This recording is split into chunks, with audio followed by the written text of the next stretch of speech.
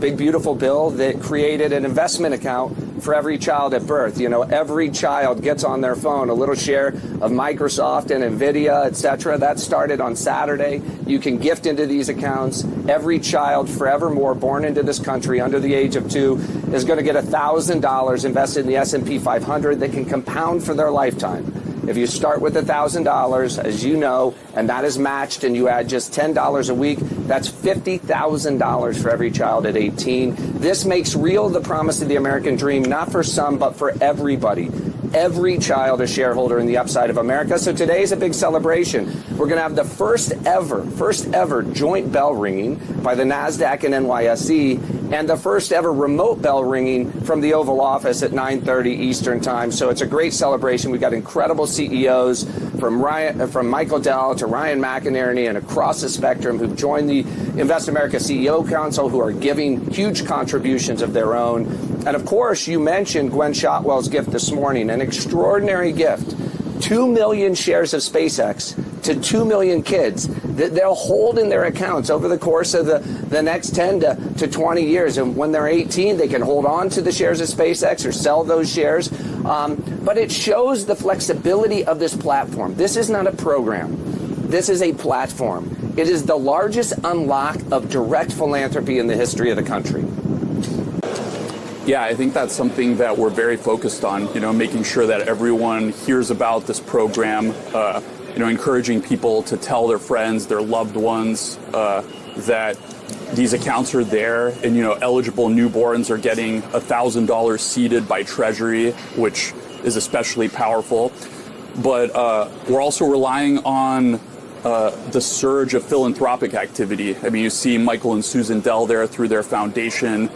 50 companies, including Robinhood, have committed to funding the Trump accounts of their employees, and I think we should expect that to get much, much bigger. So to get more ownership, it helps to make it default, but also we have to continue to get the word out and tell everyone we know about these accounts and make sure they open them, claim the Treasury contribution for those that are eligible, and then make it part of the behavior, gifting for graduations, for holidays. This can be, a stocking stuffer for Christmas, no pun intended. But yeah, this is a long game, and, the marketing of the program and getting the word out, is going to continue far beyond the launch. Philanthropies can contribute as well. If maximum contributions are made for kids born this year, that could mean more than $300,000 by the time they become an adult. If no contributions are made, that return on investment still adds up to about $5,800. Children born between 2016 and 2024 do not benefit from the starter deposit, although they can still use the accounts as a long-term investment vehicle and benefit from contributions from family, employers, or charities. Already more than 50 companies have pledged to match donations, and there's those charitable donations as well. CEO Michael Dell and his wife Susan pledged more than $6 billion in seed money for children in disadvantaged zip codes. And to mark the kickoff, a historic morning here at the White House, National Economic Council Director Kevin Hassett says the NASDAQ and New York Stock Exchange are going to ring the bell from the Oval Office. Yeah, Dana, when the free money machine is open and they're giving out $1,000, I think a lot of people want to know, how do I get that? So if you have a child that was born in 2025 or beyond, then you can get this Trump account as long as you're a U.S. citizen and you have a valid Social Security number for your kid. And actually, if you apply for a Social Security number, you can now apply for a Trump account at the same time with the same form. So what are the rules? How do you get this? Well, you can contribute $5,000 a year tax-free, tax-deductible investments in a low-cost index fund. That's like the S&P 500. Remember, the S&P 500 made 300% over the past 10 years. That could be a really good investment. But, even if you don't invest in it, it's a pretty good deal. And you can use it for things like college, obviously, because when you're 18, that's one of the places that you're going. But you may not. You might want to use it for your first home. You can even just keep it in your account and use it for retirement. If you use it for something that's not one of these, though, then you do get a 10% penalty, and you have to pay those taxes that I mentioned before. Now, if you do not contribute to this and you just keep $1,000, still with a 10% return, which is pretty conservative over the past 10 years, look at this. You can still walk away with $5,500 for college or something else like that.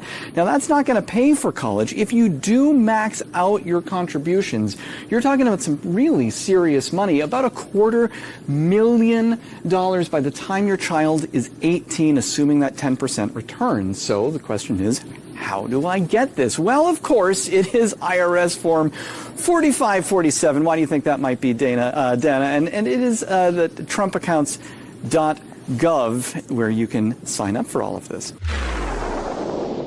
Good afternoon, this Monday afternoon. Man, we have so much going on, so much. You know, we had all the rallies and the fireworks last week. I had to take yesterday off because everybody was whooped. And then today I'm like, okay, it's probably going to be an easy day. Nope. By the time I had gone to the gym and had some breakfast, President Trump had not just given one speech, but he gave two speeches this morning. And I'm looking here in the chat, and I see 75% of you didn't even hear the first speech. So I pretty much think you didn't even hear the second speech as well. And then he's taken off right about now, or maybe a little while, to go to Europe to go meet with the people in NATO. This man doesn't sleep. This man it's amazing. 80 years old, and I can't keep up with him. If he ever wanted to come out with a product, it would be a vitamin. Come out with your vitamin. How are you able to do all of this stuff? So I've got so much to go over. Excuse me. Hope you guys are doing well. Hope you had a restful weekend. Now we're going to have to get back at it. But it just seems like the news just keeps coming today. First, I started off with the soccer thing. I know there may be not a lot of you that are into soccer. That's fine. I'm not telling you that, you got to be part of it, but this game has become, well, actually this entire tournament has become very, very patriotic. And what I mean by that is you've got the entirety of the country that is right now behind this soccer team, which of course means that the liberals and the commie-crats have to be against it. And so today, just to bring you up to speed, in the last match, our star player, Flo Balogun, got what's called a red card. Red card means you did something wrong, and it's serious enough where we're going to have to suspend you for the next game. So he was going to be suspended today against Belgium.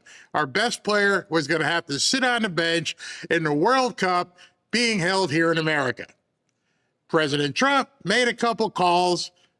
And everybody has said he has not influenced the decision, but that hasn't stopped the complete commie-crats from going bat poop crazy. Probably people who have never watched a game in their life, or match in their life, and yet they're the ones complaining, but he will play tonight. As you heard, there was some breaking news. They came out, Belgium tried to appeal it and say this guy can't play, and the organization said, nope, he can play. So tonight, our best player will indeed be on the field. The game is at 8 p.m., probably on Fox is where you can see it if you're interested in it. I would say tune in. Here's why.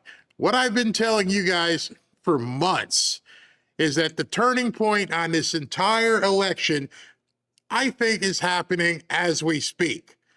Tonight, I think the game is in Seattle. And I want you to turn on, and I just want you to watch all the people in that stadium. And imagine the millions of people online who will be watching. And yet you got these stupid Democrats sitting around saying how life sucks, everybody, all the poor people, they can't do anything. They're idiots. They're morons.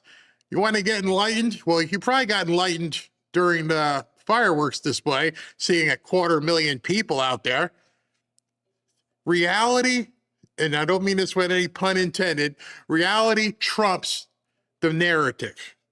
The narrative says people are just hurting and all the poor peoples and they can't have any fun.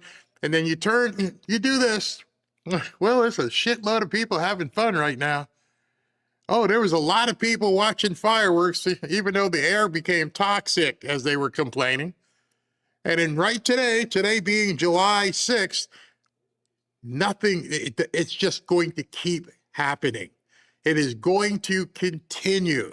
As I've been telling you, college football and NFL are right around the corner, and you're going to see stadium full of people, 100,000 people in multiple stadiums across the country, not giving a crap what the commie-crats are saying and living their lives the best way they possibly can. No one's going to be paying attention to their whining and crying and everything else. So we got sports tonight.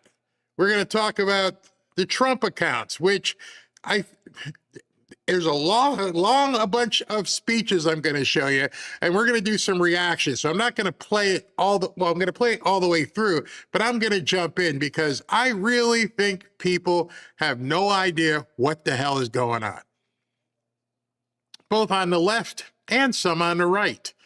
I had put up something about it, and some libtard came out, I'm not giving Trump $1,000. Well, you're an idiot. You're a complete idiot. And I hope that you people don't breed. You're too stupid to understand what a Trump account is. The fact that it's got his name on it, the fact that you have to go to that website has got your fee-fees all hurt. I pray for your kids if you have any. If you're going to shun your children just because it's got Trump name on it, you shouldn't even have your kids. They should call child services and come get your kids. You're too stupid to be a parent. And that doesn't just go, that doesn't just go for the libtard people. The politicians don't know. Look at this one. So Rapid Response had to respond here. Benny Thompson, who was on the impeachment panel for President Trump, he posted this.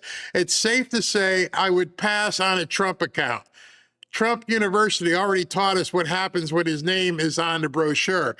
Does the $25 million settlement ring a bell? Trump University, he's comparing to Trump accounts. And they had to come back and say, telling your constituents to pass up on wealth because you hate President Trump is a seriously deranged but not surprising move from you. It's embarrassing. It's embarrassing because he thinks you have to spend money. He thinks you're going to have to come out of your pocket and buy something, not realizing these children, even the black ones and Hispanic ones in his district, they will all benefit from these Trump accounts. So they're idiots. They're idiots walking amongst us. They are completely, the TDS is eating them up. They can't even think straight. So we got that. We're going to talk about the Trump accounts. We're going to go through that in depth and how these kids can make lots and lots of money. So if you're one of these people who doesn't like prosperity, today is a bad day. Today is a really bad day for you if you think that prosperity is a bad thing. Because I know what the word compound means and how you can compound money over a number of years to set your kids, your grandkids, your great-grandkids up for the rest of their lives. I understand how it works. I hope after you hear how they bring these guys out to explain it, that you go, that makes a lot of sense. I need to get to the bank or not. You see, you don't have to put a single dime in it. It helps build a bigger pot, but they're going to give it to some of these younger babies. If the kids are older, yeah, that's when you'd have to come out of pocket, but you're not giving it to Trump. You're giving it to your legacy. You're going to help them not have to worry, especially like some people have to worry about Social Security. Can you imagine if this was something that your parents had when you were a kid, and they wouldn't say, wow, I hope that Social Security thing works out for you when you're 65, 70, 75, and you got that $1,200 or $1,400 a month. Wouldn't it be nice if by the time your child, grandchild, great-grandchild, long after you're gone, turns 65, wow, grandma did something amazing for me. I'm sitting here on $600,000. This is awesome. I don't have to worry about Social Security. I don't have to worry about where am I going to get the money to buy this or buy that. This is how Social Security should have been until they pilfered it. But, they're going to explain it, and I hope you watch and take notes, because this is one of the problems. People, obviously, even that congressman, they don't understand what this is all about. So we're going to get to that in a second. What else we got? Oh, we start the trivia questions today. So today, tomorrow, Wednesday, and we may continue, we're going to be giving out a $100 Visa gift card. There's going to be a point in the show today where I'm going to say a trivia question. And I know everybody's going to be grokking and Googling, but the first person who answers, SV and the mods are going to grab a hold of you. You're going to be a winner. You're going to win a $100 gift card. It's just going to come right in your email, and you can go ahead tonight and spend it. $100. No strings attached. You don't have to register, nothing. Just answer the question when we do it. So we're going to do that each of the next 3 days. Today's is courtesy of SV. SV gave a super chat on, well, the days all run together. Friday, Saturday. And he said, Barry, I'm going to give you a $100 super chat, but it's not for you. You got to give it away. I'm like, damn, man, I could have went to dinner or something. But anyway, I'm giving it away. And then I said, I'm going to match that. Now, that will be mine tomorrow. And then Robin said, I want to match you, and hers will be Wednesday. So we're going to keep giving away. I may do it the rest of the month. I may do it every single show, give away $100. Just my way of helping you to get to some prosperity. In addition to that, I spoke to the people at Lear Capital. They've got a special offer for people. That's available for anybody. We'll get to that in a little bit. But take a breath with all this news. But before that, we got some serious breaking news going on. Serious breaking news. Breaking news into the Fanfare news feed. All right, so the breaking news I have for you right now that is happening as we speak. Graham Plattner, his campaign is taking time to reflect on a path forward after SA allegations. Democrat Maine Senate candidate Graham Plattner said he's going to take some time to reflect on his campaign's path forward after a woman accused him of doing naughty, dirty things. The article that dropped this afternoon came from Politico. I don't know why they just didn't wait until like October, but they dropped it now. Exclusive. Woman who dated the Nazi says he did some really bad things to her. So the woman who dated Maine U.S. Senate candidate Graham Plattner says he forced her to do the dirty dance with him nearly 5 years ago, despite her repeated objections, an allegation Plattner denies. Of course he denies it. He's not just going to say, yeah, I did it. Now just think about it. This guy's got a Nazi tattoo. He's been sending weenie pics to chicks. Probably there's some like underage ones still waiting in the wings. And now all of a sudden, here comes another woman, and she's like, yeah, he did some stuff to me. Any other Republican, it would be 24/7 news. It'd be all over the place. We wouldn't be able to look away. But, he's a Democrat. And so let's continue.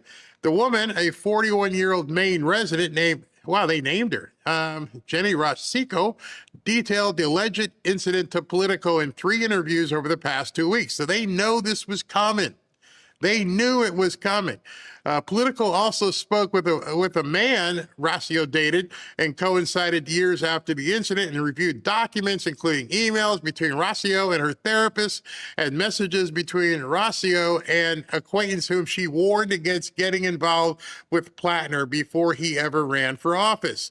Am I saying her name? Rakicot said she had an on and off relationship with the Nazi, who is now the Democrat Senate nominee in Maine for more than 2 years before he entered her rural Maine home uninvited one night late in 2021, deeply intoxicated, and forced himself on her while he made the late night booty call. She said she cut off contact with him after telling him the encounter was not consensual. I remember him grabbing my pelvis and being really forceful on me. I remember the specific moment where I thought myself, this is no longer my choice. Plattner has denied the allegations. The allegations are troubling, serious, and false. Any accusation of non-consensual behavior is categorically untrue. I don't care. This is the Me Too time, right? If a woman says it, it means something. Your rules, not mine. We got a Saul Alinsky right back at them. Hey, you guys created these rules, not me. You're the ones who said you got to believe all women, not me. So, ergo, we got another situation where they're going to do the Biden hit job. And they're probably going to bring in the old governor and have her run here at the last minute. I have a question. I know, you guys aren't Democrats, and maybe some of you might be on the edge, and there might be some trolls here. How many times this shit got to happen? How many times the Democrats have to put somebody up who's completely tainted at the outset, and you all look away as if it's no big deal? I don't understand. He's a good guy. And then the more stuff comes out, you're like, now we got to whack him. Now we got to take him fishing, put him in a boat, and put 2 in the back of his head. If you've seen The Godfather, you know what I'm talking about. Why do you, in the whole state of Maine, this was it? This was the guy somebody walked in and go, this is going to be a great candidate. Who? That guy. You're telling me there's no businessman, there's no clergy, there's no lawyers, there's no doctors. You guys walked in a Nazi who has as they would say, a checkered past, and you expected people in Maine just to sit back like seals and clap, which they did. And then tried to foist polls on us that said he was running neck and neck with Susan Collins. Everything you see from the Democrats is a lie, including the idiot Mondami up in New York City. It's all a lie. To continue, Rockako said she later felt compelled to go public about her experience because the reaction to the Times story was dominated by controversy about another woman. Another woman? Oh, Lindsay Fifield, who alleged Plattner had treated her and faced attacks because of her ties to the Republican Party. She stood by her. Wait, so you're telling me there's more women? I would venture to say most of the guys watching right now may have had some bad relationships. May have had some things in their past that they're not happy with, that they happened with one woman or another. But you would know that before you ran for office. The skeletons in your closet, when you went like this, would be like, hey, how you doing? Remember me? And you would have to go to people and go, I don't know if I should run. Why? Well, back in 2001, I thought I had a booty call, but it wasn't really a booty call. I just wanted it to be a booty call. And I climbed in her window and did some things. And at that point, the consultants would have went, no thanks. Ain't gonna make it. But they all looked the other way. Doesn't matter. We got to beat Trump. That's all that matters. We have to beat Trump. We don't care that you're a Nazi woman abuser climbing into windows, making booty calls that are unanswered. We don't care. We'll prop you up. We'll spend all kinds of money. We'll make you a good Nazi. That's your Democrat Party right now. That's who they are. They knew all of this, and they still kept shoving them down the throat of people in Maine. I've been to Maine a couple of times. Robin and I love Bar Harbor. Absolutely phenomenal place. I met good people while we were in Maine. This guy ain't it. But so instead of like owning up and saying I'm out, Glenn decided to today, or what is his name? Yeah, he posted this. I wanted to directly address the troubling, serious, and false allegations against me. Any accusation of non-consensual behavior is categorically false. Over the last 10 months, I have been deeply humbled by the faith Mainers have put in me. You have welcomed me into your homes, into your places of work, into your restaurants, into your houses of worship. You have shown that a different kind of politics, one that puts the interests of people over corporations, is not just possible, but is inevitable. This movement we have built, the largest volunteer base in the history of Maine politics, the hundreds of thousands of grassroots donors, and the supporters across the ideological spectrum, we were united in a love of Maine, a belief that our politics must change, and a focus on defeating Susan Collins. So, regardless of the inaccuracy of the reporting, but mindful of the political reality it will inflict, we are taking... Okay, so it's only a 2-minute video. That's the end of the first minute. The end of the first minute is, I didn't do it. I'm a good guy. I'm sorry I've made some booty calls that weren't answered. I just took it upon myself to be the good Nazi that I am, climb in a window, do what I need to do, and take off. But I'm going to prove to you I didn't do it. But in the interim, even though I just told you I didn't do anything wrong, I'm going to have to take a little bit of a hiatus. Well, why would you need the hiatus if you didn't do anything? Taking the time to reflect on the best path forward for the state that I love, the people that I love, the movement I belong to, and the goal of defeating Susan Collins. Those were the goals when we launched this campaign, and they remain my goals today. On June 9th, 154,058 Mainers, the most in primary history, voted to reject a broken politics beholden to Washington and the donor class.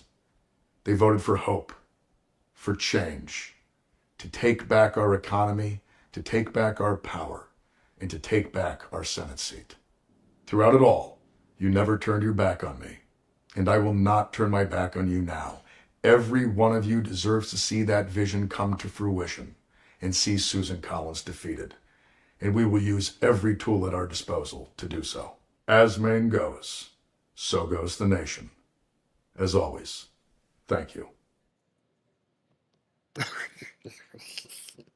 All right, first of all, and I've said this many times, if you are accused of something, I don't need a teleprompter. I don't need to look into something and see the word scroll. Nope, I didn't do it. I'm here to be your Maine senator. I am a good Nazi. I am not a abrupt booty call window climbing idiot. I wouldn't do that. But no, he had to read every word. And if you notice, that's called a zoom cut, a jump cut. When you cut for one thing and then you push in real tight and then you come back, that allows somebody to edit. So, okay, cut that jump. Okay. And you can just pick it up there and you just go. That should have been one continuous video for 2 minutes. If you couldn't look into the camera, I've been talking for 32 minutes, haven't read a word. If you can't look in a camera and tell people that you are innocent of these heinous charges, that I've never done anything like that, I am going to clear my name any way possible. I'd love to face my accuser.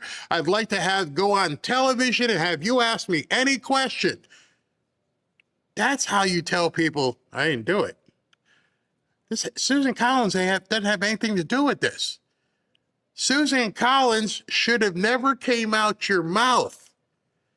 Susan Collins didn't climb in somebody's window drunk. Susan Collins doesn't have a Nazi tattoo. Susan Collins wasn't sending weenie pics to everybody. This is all you, bro. And as a man, you should have manned up. And at that point, you don't need a teleprompter. You could have just looked in a camera and had an actual audience. When you watch President Trump, and you guys have watched him so many times, he just sit there, all right, anybody got any questions? I'll take any of the questions you can come up with. If I was accused of doing something like that, I would not have filmed a video. I would have called a press conference. And I would have made sure there were as many women in the front as possible. So as these women began asking me questions, other women watching could sit back and go, he's lying his ass off. Or, wow, he's telling the truth. Because a woman knows. Trust me. I know. I've been married 33 years, and I think the reason I've been married 33 years is because when Robin asked me a question, I know she's got some sort of spidey sense. She can tell if I'm lying. Did you do that? Yeah, that was me. Sorry. She just has that. I cannot lie to Robin. She'll see right through it. And I'm sure there's women right now in the chat going, yep. If he comes home and says something to me and it doesn't sound right, I'm asking you, is that really happened? And you're like, yeah, I'm sorry, honey. Yeah, I did it. Yeah. That's not convincing to women. Forget me, forget SV, forget any guy, forget all that. You got an entire state, half of the women right there right now are thinking, is this guy really like this? And the only way you're going to change that is to meet that head on. And you failed. As expected. The guy's character is shot. It was shot before he ran for office. It's shot now, and it's going to be shot tomorrow, because the one thing every single one of you know, and every single person living in Maine knows, there's more fire under that smoke. You see, the guys who do that kind of stuff didn't do it once. They didn't do it twice. Tell me, ladies. Tell me that the roses and candy doesn't work. Oh, you did it again, huh? That tiger don't change its stripes. And there's got to be enough women in Maine who are like, and it's not a big area. It's not a big state. Everybody's talking right now going, yeah, you see that? Sorry, some. Yeah. But the bigger story, I think, here, and I'm not softening what happened to those women. The bigger story here is the taint, the smell that it's leaving on the Democrat Party. I've told you for quite some time now, they got nothing. There's nothing they can do but to obstruct, destroy, create violence, wreak havoc. They've got nothing for Americans. They are at the end of their rope, which also could make them dangerous. There's nothing they offer America. And I love what President Trump is doing right now. President Trump is putting something out there that there's no narrative that they can counter. They can't do it. We're going to make kids wealthy. You got something to say about that? It's not fair. Why isn't it fair?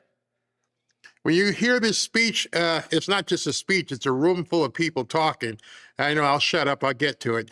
But Ted Cruz says something, we'll get to it, and he starts talking to the kids in the room. And the thing is, and it struck me, I was driving this morning and I heard what he said. And he talks to a kid, he goes, you go to McDonald's? Yeah. He goes, you're going to be able to tell your friends or walk into any McDonald's and say, I'm a part owner of this company. And it struck me. I'm like, wow, that's true. When you buy stock, you become a part owner of that company. It may be small, but you become a part owner. These kids, 6, 7, and 8 years old, are going to learn capitalism right now. Wow, I don't like this hamburger, and I'm one of the owners. I can see it already. It's absolutely fantastic. Most kids were never taught that. So I'm going to get to that in a second. There is one thing I wanted to show you. Where is this? This post here. This is a guy named Joe Lang. He says, are you seeing the big picture? American citizens are becoming shareholders in American success at birth. You're becoming a shareholder as a kid. You are partnering with America. Your parents, your grandparents, somebody has had the foresight to say to your parents that we're going to make little Johnny and Susie shareholders of America. As America prospers, you prosper. As America gets better, you get better. That burns something into somebody. That right there burns that into somebody that I want to root for America's success, because America's success means I'm more successful. He says, a sovereign wealth fund is in the process of replacing federal taxes. The coming generations will be born with a pathway to success. Let me just stop there for a second. Coming generations, actually the generation now, is being is being funded, born with a pathway to success. Now the whole term silver spoon has come to fruition. All of these kids are now being allowed to taste what's on the silver spoon. No exceptions. Black, white, Hispanic. Oh, there's one exception, which is probably what the Democrats hate. You have to be an American. You have to be an American to taste what's on that silver spoon. It said, instead of being born into debt and slavery and federal taxes, think much bigger, my friends. Think that we never thought were, think things that we thought were never even possible are now happening much faster than anybody could dream of. Trump wasn't exaggerating. This is indeed the golden age. The golden age is happening and the best is yet to come. You will realize that if you put on the binoculars and see how far ahead that puck is right now. It is no longer at the other end of the ice. That puck is 20 years down the road. That puck is, wow, this kid's still in diapers, and I can see 20 years down the road, he's going to have $250,000, $500,000. That's one serious pathway to success. And a buddy that SB and I both follow says that we are making massive strides in the ongoing psychological information war. The Dems are now openly communist. They walked right into this one. The situation in the Middle East has been extremely quiet. Gas is going down. The stock market is going up. And Trump has been pumping out consistent positive optics. MAGA is building momentum. Right as we're about to enter the peak of the midterm election cycle, Trump is building trust with the American people while the Dems are simultaneously rebranding themselves as communists. It couldn't be two more contrasting pictures. In addition, the doomers and naysayers have lost a substantial amount of steam and influence over the narrative. People are tuning out the negativity and the rage bait. I talked to Robin this morning. I go, can you imagine being a Democrat where you wake up in the morning and all you can think about is bitching? The entirety of everything you have to say is negative. And nobody wants to be around that. You don't want to go to a party and like, how you doing? Life sucks. I don't know what to do. My wife, she's a pain in my ass. And I'm ahead to the barbecue, okay? Because I guarantee you, your parties this weekend, the barbecues you went to, there weren't people like that. And if there were, you walked away. That's the Democrats. There's no flame. There's nothing there. And so what we're going to be seeing very quickly is they're showing Josh Shapiro on television, and you're going to start seeing some sort of fray in the Democrat Party. Now you're going to see it with Plattner, the good Nazis, all of a sudden the bad Nazi. He continues, if things continue on this trajectory, MAGA will be in prime position come November. Combine all this with the Save America Act or executive action to secure elections, and the Dems are staring at a potential political extinction. That's how I feel. I don't think we're looking at a loss. I think these people are looking at their very way of life ending. And we're on a brink because it could go the other way just as fast. But we have the momentum moving forward, and they can't counter this messaging. Again, and I'll underscore it one more time. You watch what happens tonight. You're going to see 80,000 screaming fans, people at watch parties. You're going to see college football camps open. You're going to see NFL camps open. You're going to see prosperity. It is going to be realized and not talked about. And the Democrats have nothing. Think about that. They're going to be tuned out for arguably the next 6 months. There's nothing they can say. He owns the optics. He's heading to NATO tonight, and who knows, he may come back and find out that he cut some deal over there. And on top of all this, the cherry on top is Cuba has been plunged into darkness. The entire island is in a blackout. They have no power. What do you think the Mandamiites are thinking right now? What do you think all those communists are thinking, you DSA people? It works so well that there's an entire country sweating in darkness. And the only way out for them is Trump. They can complain and say Trump caused it. Now the blockade has been put on way long before Trump got there. Do your history and find out how long that blockade has been there. Their only phone call, the only batch light that they can show is President Trump. Didn't even have to fire a shot, didn't have to put the military in. You got nothing. If communism and socialism was so great, they'd be doing well right now. You got nothing at all. And so as I segue into showing you this interview, I'm sorry it took so long, but I had a whole bunch to get to. You're going to see, as they're talking, as you're seeing the people in the room, you're like, you can't counter this. You can't. It's just, you're basking in this.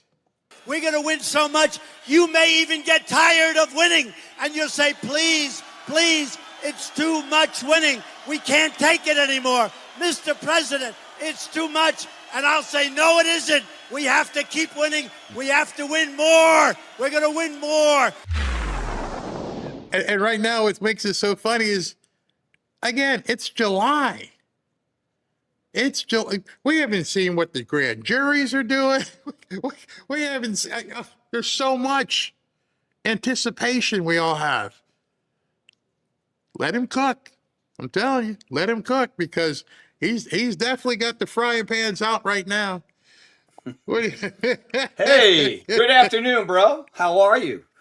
What's going on, man? Oh, man, before I get into my stories, I just have to say, ER, rhinos, panicins, liberals, I'm sorry. The stock market had another record today.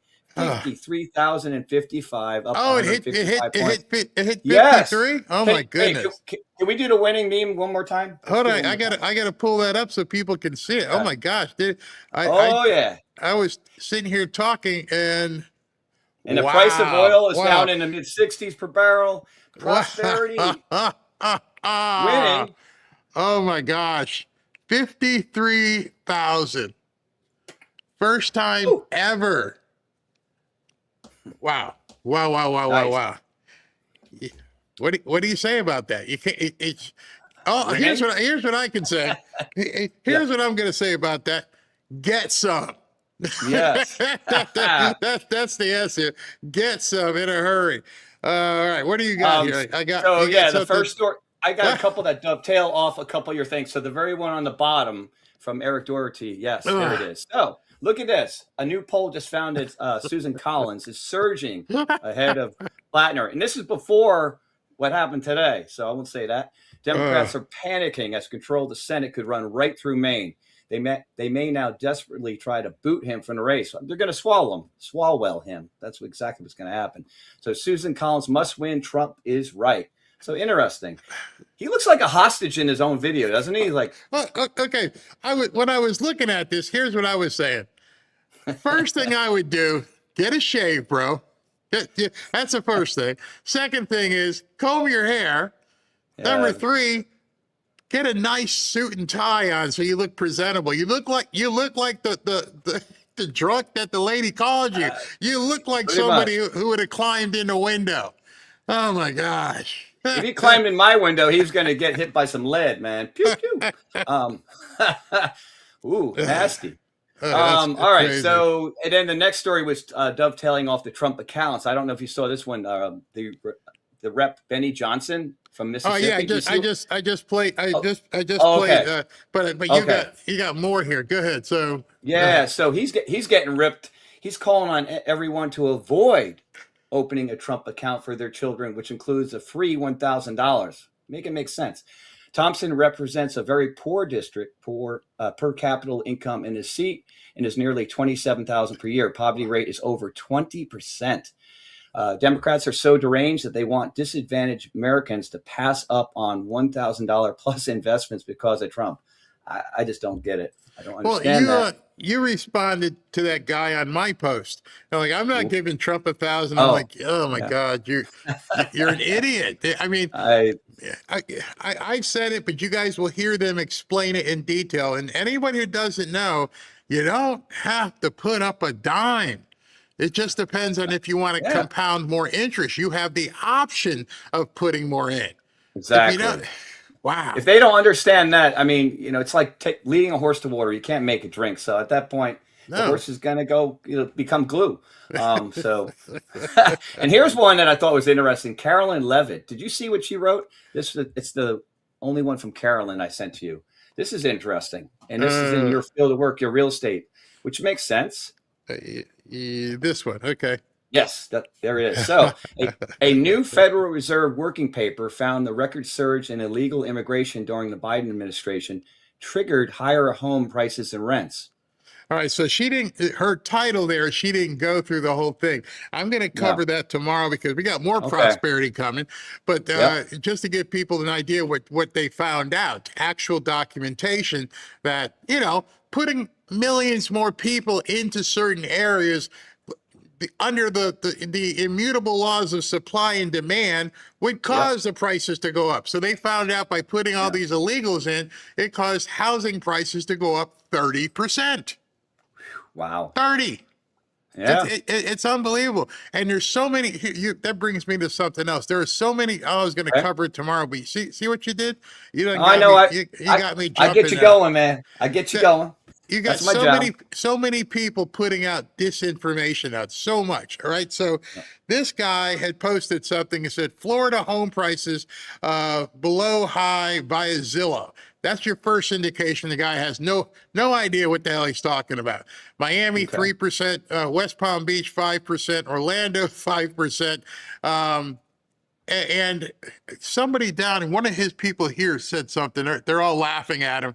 But this comment right here. It says Sunny Isles, Florida leads with nation with home prices up 60%. Boca, where I live, Palm Beach Gardens are also up, strong increase around 20 to 25%. Bottom line is, don't listen to people when they post shit like that because they're just making it up. There are parts of Florida. And if you've been to Florida, I mean, there's places like Oviedo and Apopka. I mean, little burgs, where they're not seeing it. But where the people want to live, down here in South Florida, it's up 60% in some places. Ooh. 60. Wow. And I look at this stuff and I go, it just amazes me. It's crazy what people are putting out for the only reason, obviously, being to want to discourage people or something. I don't know. It makes no sense to me. Well, it's all those people fleeing New York City. A lot of them are coming there. And they're trying to say stuff isn't as is, but it is what it is. So, all right. So, I had a story about Cuba, but you already covered that. It was saying that 10 million people are without electricity in Cuba. So, yeah. And it's hot. It's humid and it's like a million mosquitoes too, right? All right, so let me go ahead and roll with this, and I'll be back to you in a little bit. Okay. All right, everybody. I want to let you guys know that you guys know I've been working with Lear for quite some time, but we got something different for you. I mean, you know this for sure. Where is it? Here it is. There it is. That's an American Eagle coin. Now, one of the problems that people have had is because they can't afford the minimum buy. At this point, America has turned 250. The greatest nation on earth is celebrating 2.5 centuries of freedom. What if the most exciting way to be a part of it is owning something real, something American, something that they can't print more of? I'm talking about silver. The industrial world is running out. The U.S. government just called it a critical mineral. Solar panels, electric vehicles, modern tech, they all need it. We use more silver than we mine for 5 straight years. Experts still see silver going to $150 an ounce. Bank of America says it could hit $300. This is your chance to own a piece of America's future very inexpensively. You don't have to have a maximum buy or a minimum buy. My friends at Lear Capital are making history for the 250. They're selling a 1 ounce silver American Eagle below spot price. Right there. There it is, below what silver is actually worth right now. It's priced at a loss just to get silver in your hands.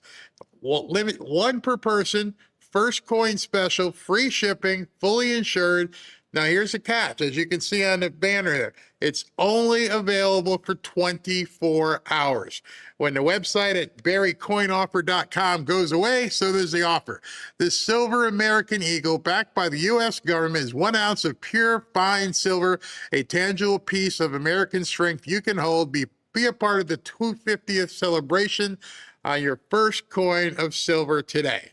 Go to barrycoinoffer.com right now and join the patriots that are securing America's future. The offer is gone in 24 hours. Don't miss it. And there is no minimum buy. It's just this. Everybody can do it. Go there now. But. All right, before you go, we're going to drop the trivia question right now. So, everybody ready? Are you sure you're ready? All right, SV, here comes a question. I don't know, is Roaring Rage and Beth and Severo here? Because you might need some help.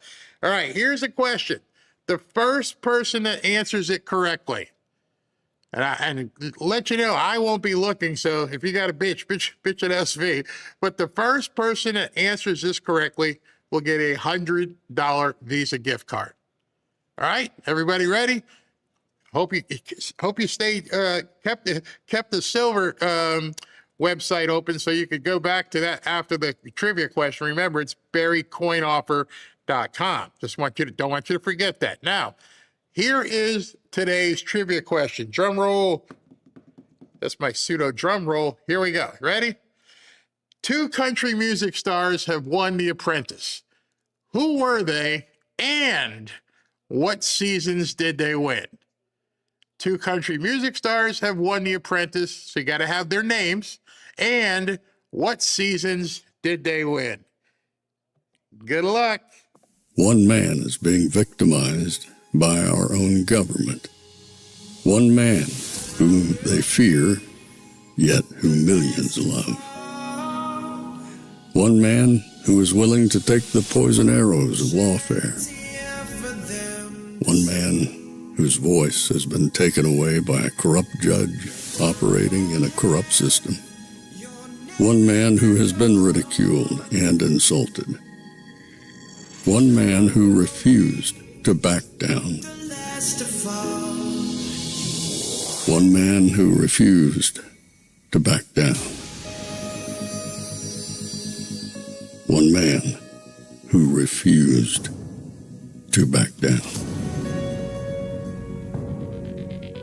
One man who stands between us and them. One man that wants to see America protected again.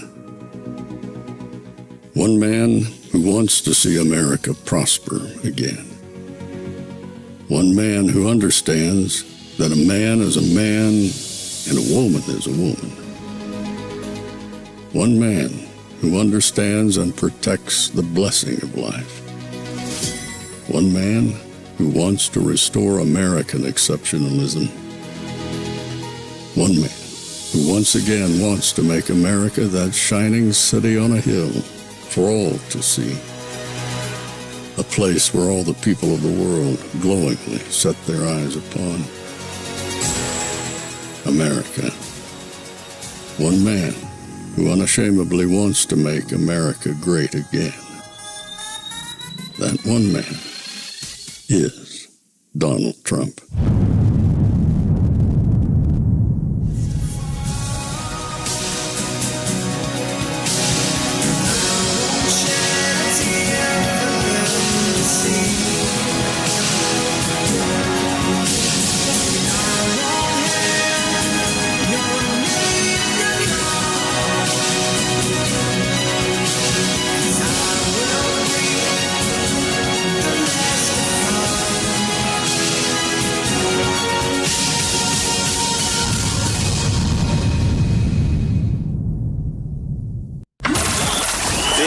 is Fanfare with Barry Cunningham.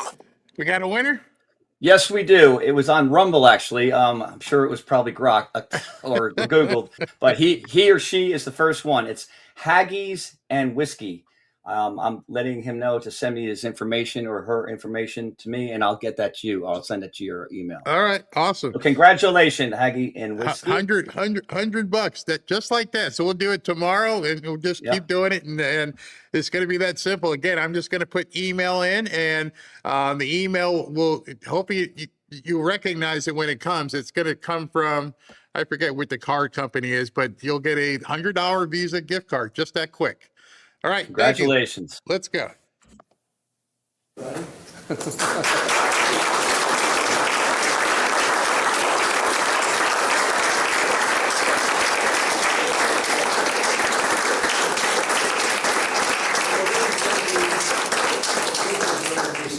never happened before, I would say. And we have some very brilliant people representing two exchanges. First time you've ever come together and like, this is going to be very interesting. What do we do it every day? Bring people together. That's what I'm known for. Bringing people together. So anyway, that's great. Nice having you. Thank you, everybody. So let's see. The status is we have the press. They don't want to know anything about soccer/football. Fortunately, they won't be asking any questions on that. Nobody cares about that, right? This is about the Trump accounts, which are absolutely incredible for children. Children can, at the age of 18 and after, become very wealthy people, come into the world with essentially no money, and end up at a pretty young age being very rich. And that's something that we wanted to do, this country's wanted to do for 25 years. I'm sorry, just got to break in because people are like, what was the answer? The answer was John Rich in season 11 and Trace Atkins in season 13. John Rich in season 11 and Trace Atkins in season 13. Sorry, forgot to give the answer. Susan, you've been so great. My Gerster man has been so fantastic. You pushed everybody. It was so good. And I just want to thank everybody. It's a great honor. We'll have a little fun, and we want to be exactly on time. Are we allowed to be 15, 20, 30 seconds lately? Typically, no good, Jeff, right? And I'm going to ring that bell. And does it stay in the White House? Because I'm not giving it back. We're going to put that in the middle of the new ballroom. I'm not going to give that bell back. It looks to me like it's going to stay. It's staying here. Well, we'll watch the clock. Thank you, Mr. President. It's so great to see you. It's great to see you. Great show this weekend. Thank you. I was down in your box. Oh, the show was enjoyed it. Thank you. The speeches in Mount Rushmore. It's wonderful. It's great to see you, sir. I did. Hi, everybody. Nina from Let me get over here. Yes, thank you. Thank you very much for today. Thank you very much. Great. Okay, I'll get over at the bell, right? Good. I'll introduce you, sir. I want to stand next to these soon-to-be very rich people.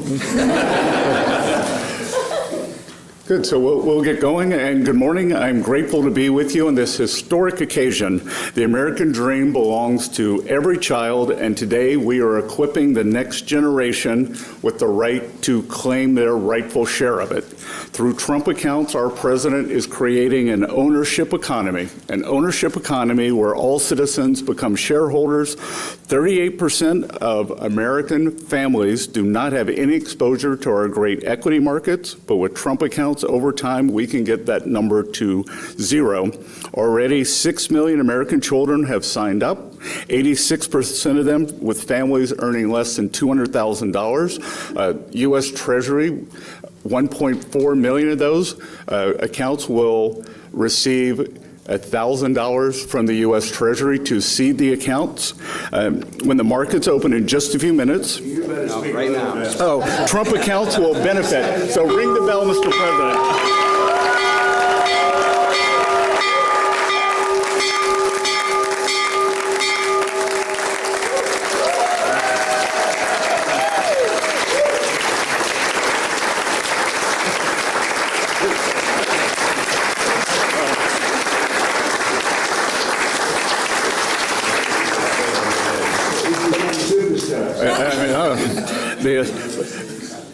So I will just finish by saying on the eve on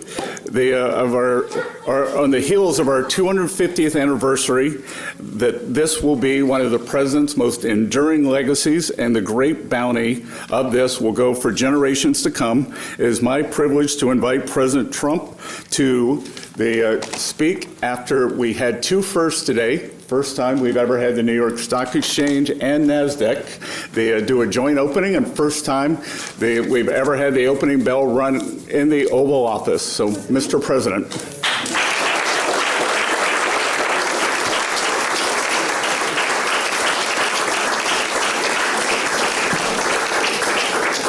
Well, this is very exciting, an amazing achievement. People, we don't know this, Michael, but people have been trying to do this for 30 years, and they were so generous. He put up, and she put up, I think she more than him, maybe. Both very much involved, but Michael and Susan put up $6,250 million, and I'm sure if I make a phone call, they'll do it again.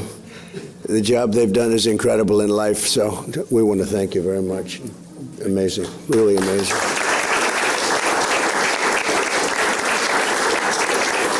And our friend from Micron, by the way, called me on Friday, and he said Micron's putting in $250 million, and he's done a phenomenal job. And $250 million, and many other companies and people are putting up tremendous amounts of money. And it's something I'm very proud of. Some people think it's going to go down as one of the most important things we've done during the administration.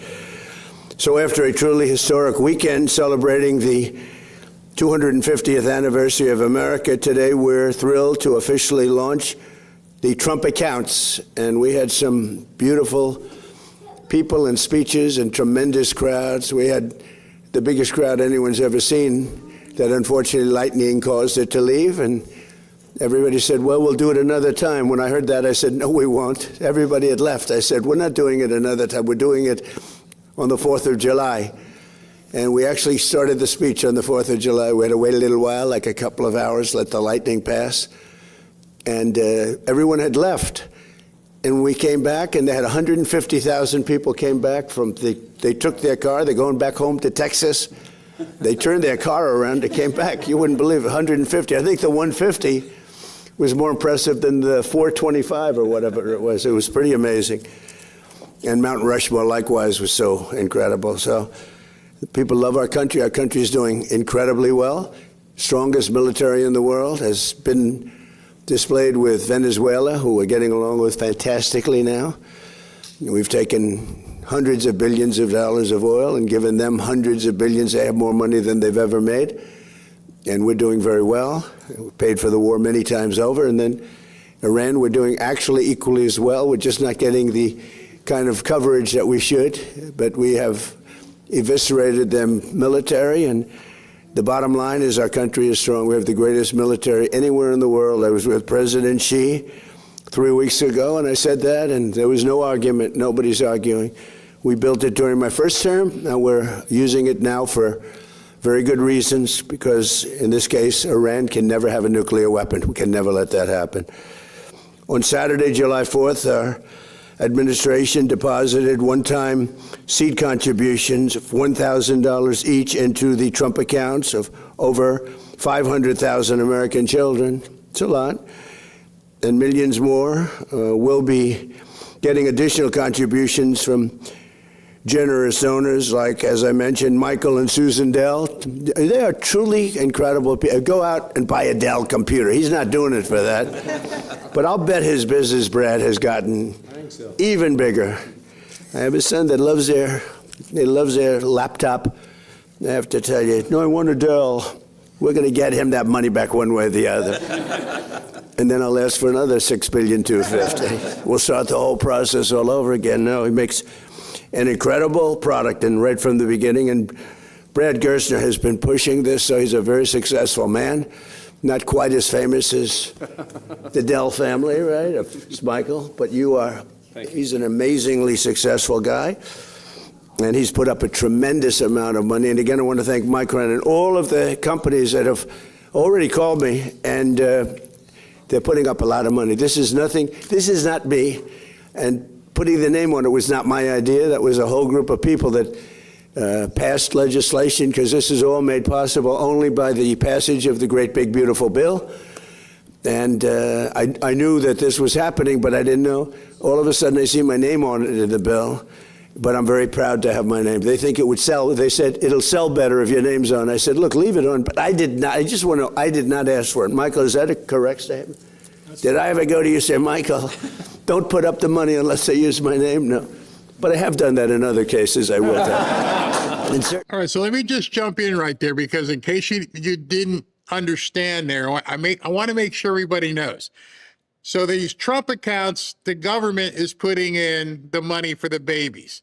Now they're asking business owners, philanthropists, corporations, just rich people, people with a little bit of money, you can go ahead and sponsor as well. So in addition to the government, Michael Dell and his wife decided they're going to give $6 billion away to families that can't really afford anything else, and give them more money to help seed their accounts. And so what we're seeing is many of these businesses are challenging other CEOs to put more money in. So instead of just the seed money, people are sponsoring. I'm going to sponsor Boca. And someone says, I'm going to sponsor New Orleans. And I'm going to sponsor people who work at IBM. Or IBM says, I'm going to sponsor it for all our employees. So in addition to the money that you're getting seeded, other people are now putting money on top of that. You see how that can compound? That could be just amazing. In certain other cases, I've done that, right, Scott? But not in this case. This is a very special kind of a thing that took place. It's, in a way, it's a miracle. Nobody thought it was possible. Think of it. Children that are born without money, without any money. Great parents, they can have everything, can be great, but they have no money. They can become very wealthy children at 18, and they can flip it over, or their people can flip it over into other vehicles at a certain age so that they don't take it out. I would recommend they probably don't take it out, but they can have a lot of money, especially if the market continues. Can you imagine if you did this during Trump a year and a half ago, where the market's gone up at levels? As an example, everybody said when I got elected, there's no way that during the 4-year period we'll ever hit 50,000 on the Dow. And we hit 50,000 on the Dow, I would say, in the first year, records. We had records. What NASDAQ has done, what the New York Stock Exchange, all the stock exchanges, 7,000 on the S&P was impossible during the first year, but they really thought it was impossible in 4 years, and we hit it before the first year. So if the children had invested the money a year and a half ago, we should have acted faster, actually. It's too bad. But it's going to go up. We have a hot country. It's going to go up. I think the market's going to go through the roof. When all those factories open, they're being built all over the country at record numbers. We have never built in the history of our country what we're building now. We have $19.2 trillion, and much of that money is going toward building factories, plants, AI, automobile. We've never built as many automobile plants. They're all over, and they're coming from all over the world. You know why? Because they don't want to pay tariffs. If they build their cars here, they pay no tariffs. So Japan, instead of making them in Japan or South Korea, instead of making them in Germany with Volkswagen and Mercedes and BMW, they're all building plants here now. They're coming out of Canada. They're coming out of Mexico. Mexico took a lot of our business, so did Canada. They're all coming back. I don't know what the countries are going to do, but they're all coming back. So today, with the ringing of the opening bell for the stock market, those accounts will now begin to grow right along with our booming economy. And I really believe we're going to have the biggest boom of all right now. You haven't seen anything yet. Between individual contributions and the seed funds, $800 million in new capital will be invested in the stock market for America's children this week. And I also think that we're going to be putting numbers in the budget, which will be really spectacular, because it's really not costing us anything. We're giving this money to children so they can have a good life. Very early on, they can have a good life. And we're going to be doing also something we're working on later on, and it'll be also, I think, very popular, And I guess the best definition is they have a plan in Australia, which people really like. It's really worked out very well, incredibly well, and very respected. And we're going to be talking about that with Congress and see if we can implement it. And that would be more for grown-ups as opposed to children, but it's something that's going to be great, I think, if we can get it done, and we're going to try very hard. But again, I want to thank Michael and Susan, Brad, and his son Lincoln, as well as Secretary of the Treasury, Scott Bessent, who has really been an incredible. If you're casting a movie, you put him as the Secretary of the Treasury because he's central casting. Do we agree? Wouldn't you say? More importantly, he's done a great job. SBA Administrator Kelly Loeffler, who's been phenomenal. Chairman of the SEC, Paul Atkins. Paul, thank you. What a job you do. You know, there's always been a problem there, and with you, everything goes smoothly. Although I have to say, Jay did a very good job also, right? During my first term.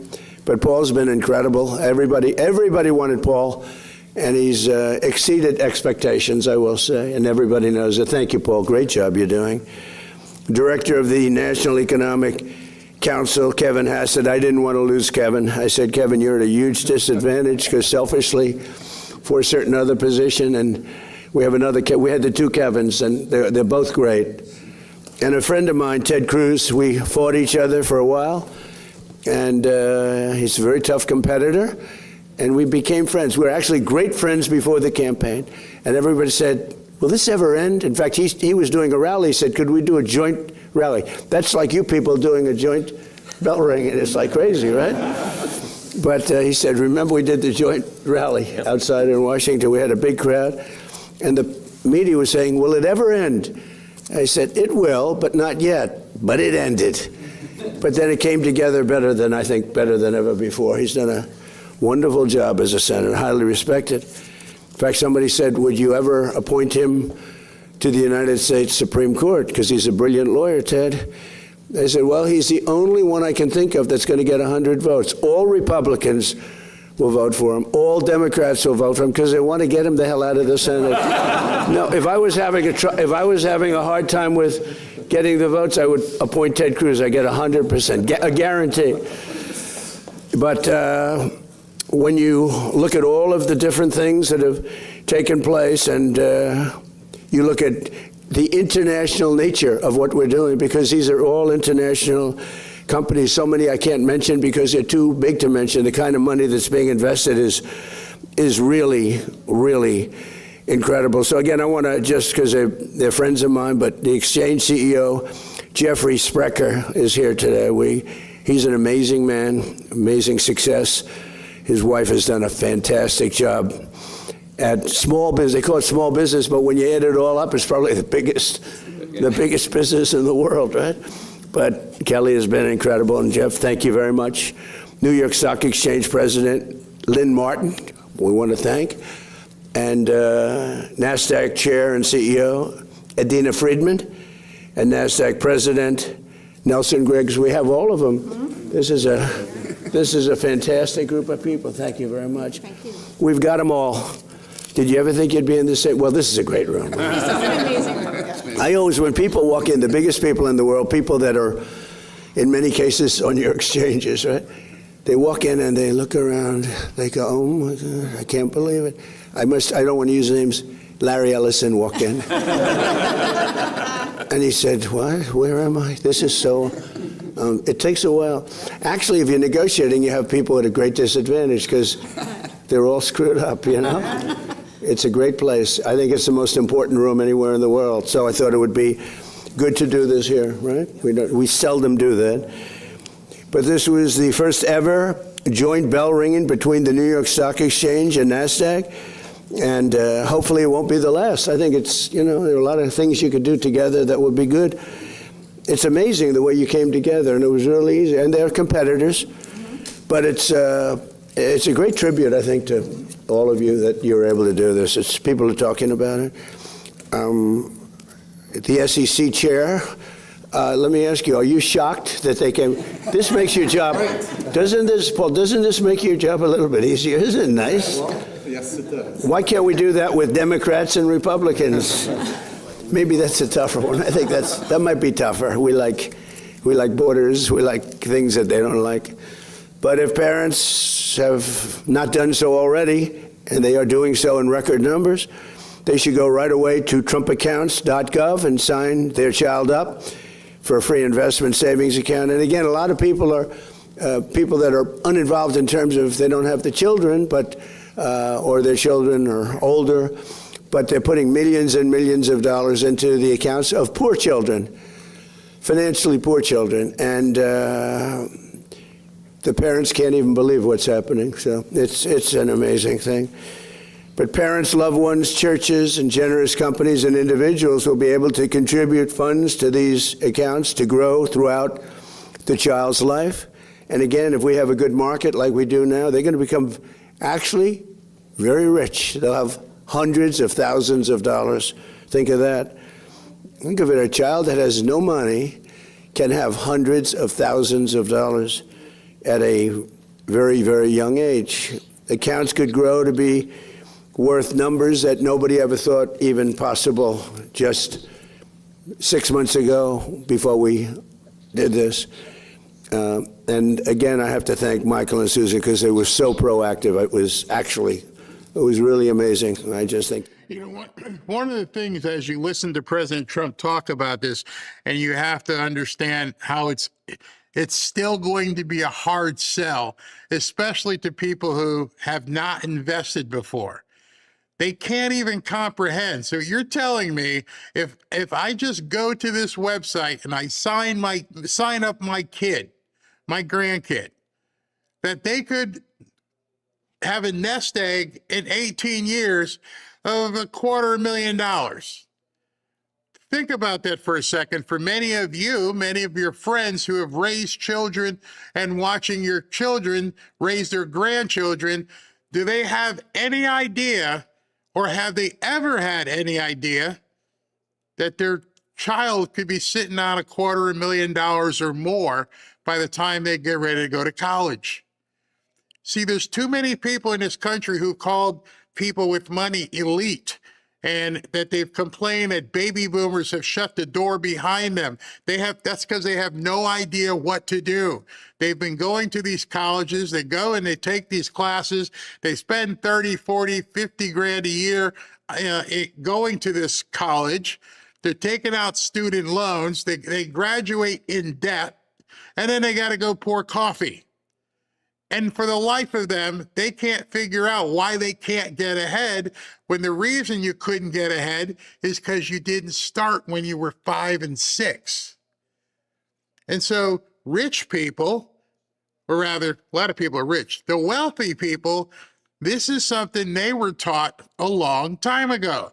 They were taught this is what you need to do now because it's going to compound. And by the time you're 18 or 19, you're going to be like a trust fund baby, which most of the country has never even thought of. They don't understand compound interest. They don't understand any of this. And he's talking in the White House, which I am sure, because I've listened on the radio, nobody on MSNBC was talking about it. CNN was talking about it this much. They're not telling you this in college. And so it's all on your shoulders right now. That's a huge weight. You have to be able to sit down with you don't have to sit down with them. You have to sit down with the parents and say, here's what we're going to do. I need you to fill out this piece of paper so I can set Johnny and or Susie up so when they get older. Now understand the other part, which I hope they get into. I told you earlier, last week sometime, that you can give money to your kids and grandkids and it's tax-free. So everybody has heard the term tax-free and they think it's loopholes and they think it's evading taxes when all it is avoiding taxes. Two completely different words. To evade is criminal. To avoid, well, it's encouraged. Because if you're avoiding taxes, that means you're investing. You're not cheating the government. You're not evading, you're avoiding. Well, this entire thing that you're watching is one giant tax avoidance program. It's an immense strategy. Again, people don't teach that. They think if you're not paying taxes on something, you're doing something illegal. How many of you have ever realized how much money you could give to your kids without ever having to pay taxes, them or you? And so now we're seeing it being put into action where these kids are going to be sitting on $250,000 by the time they turn 18, and it's tax free. And anything you put into it is tax deductible. So what you're seeing is basically Trump pulling back the veil, and he's showing regular people, and I don't mean that word to be degenerate to anybody, but regular people, this is how we did it. So everybody complaining about it, you don't realize at this point, he's completely opened the curtain and saying to you, let me show you how we do it. And so you could be mad at Trump, but you're not realizing you're getting a gazillion-dollar lesson here going, wait a second, this is what they've been doing all along? This is how you promulgate money to your progeny? This is how you allow them to become rich? Yeah. It's just a matter of gifting and moving things around and understanding compound interest, and it's 100% legal. While you're watching this, to show you how much you probably don't know about this, I want you to go ahead and Google and say, what's the maximum amount of gifts I can give my children? And then as you're looking at these billionaires, they probably maxed out a long time ago, but I can guarantee you got a long way to go before you'll max out. A long way. They're amazing people. So Trump accounts are about giving every American child a stake in America's future and getting some of the upside. And nobody's seen anything like it. And senators like Ted Cruz were at the forefront, and they should be really commended. People have to remember it in the future. It's like so many things I did were so good, and that's only got a 2-year life. Like as an example, Kevin, I closed the border. We have nobody coming into our country illegally anymore. And I want to make it in my speeches. And they say, sir, nobody cares about that. You've solved the problem. I said, I'd like to talk about it. They said, nobody cares about the border. You've solved that problem. I said, what kind of a business? You solve a problem, you're not even allowed to talk about it. Nobody even wants to hear about it. It's pretty tough. But this is something that they're going to be talking about for a long time, because this is going to grow to levels that I think people have no idea. I already see the numbers. So there could be no better way to begin our 250th year. It is so appropriate. Think of that. We're doing it just at this time, this special time. It's pretty amazing. So I'd like to maybe ask Michael Dell to come up and say a few words, followed by Lynn Martin and Adina Friedman and Jeff and some of the people that had so much to do. I'd like to have our great Senator, Ted Cruz, say a few marks, and anybody else that wants to. This is a big celebration. This is a much bigger situation than anybody can imagine. And then we'll take a few questions, okay? Thank you very much. Go ahead. Michael, please, why don't you start it off? So he just said, this is a much bigger deal than anybody realizes. Tell them why. So they need to have a complete tutorial. This is a really big effing deal, more than you realize. Well, that's because people have never been shown this. It has been something that's been kept under wraps, and nobody knows how wealthy people have been able to promulgate wealth and how their kids, that silver spoon they always talk about, you're finding out how that silver spoon was made. Now, obviously, they have much bigger numbers, but just the same, this is the actual concept.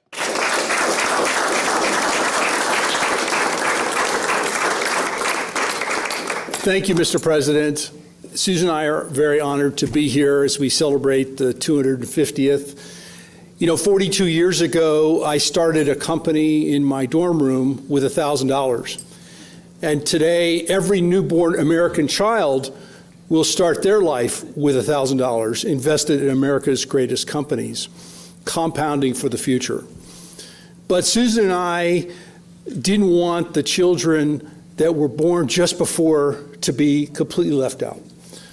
So we are contributing $6.25 billion, $250 to 25 million eligible American children born between the ages of 2016 and 2024. Invested in America's greatest companies for their future, for their tuition, for down payments, for startup capital for a business. And to every business leader out there who hasn't already joined us, please join us.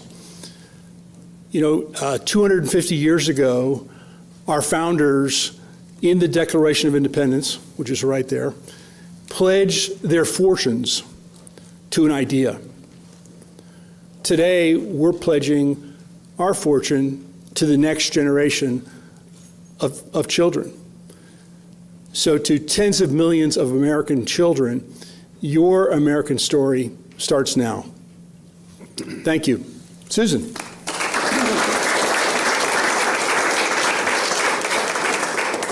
Thank you, Mr. President.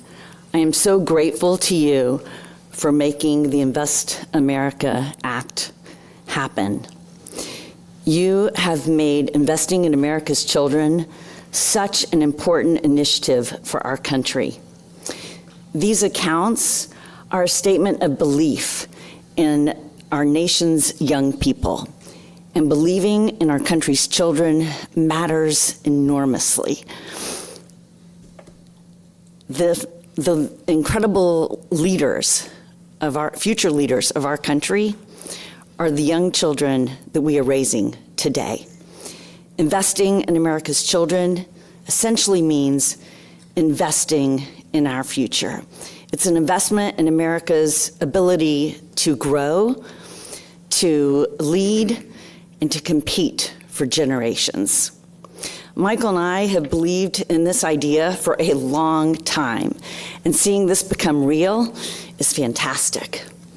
A child that has a financial account in their own name is a child who has so many more opportunities and hope. And as a mother, I know that every child deserves that. So parents, claim your child's Trump account today. Years from now, your child will thank you for it.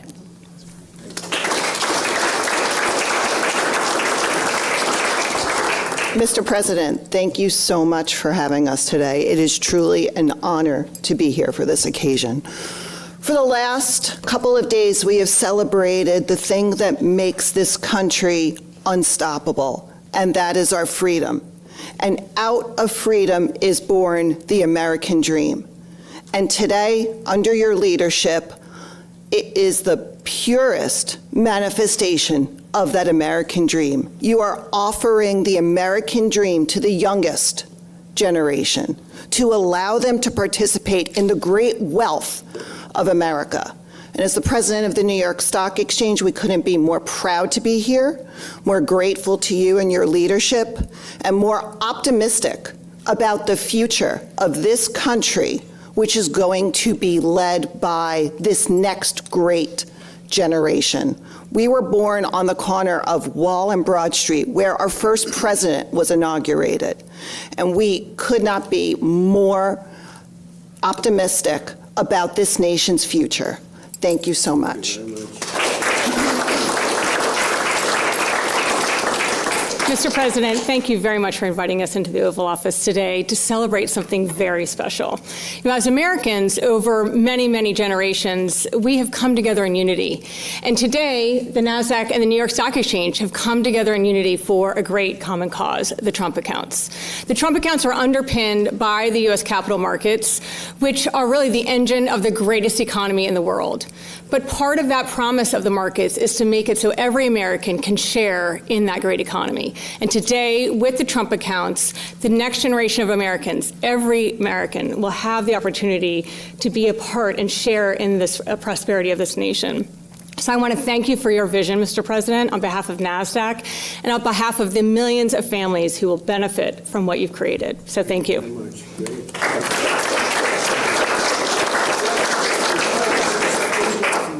So hi, I'm Jeff Sprecher, the Chairman and CEO of the parent company of the New York Stock Exchange. One of the things that we celebrate on Wall Street, and we all in this room, we talk about Wall Street as the capital markets, and I don't think people realize that partly why Wall Street has its prominence is that our first president was sworn in on Wall Street, and the New York Stock Exchange was started to finance a brand new government and a brand new vision for a country.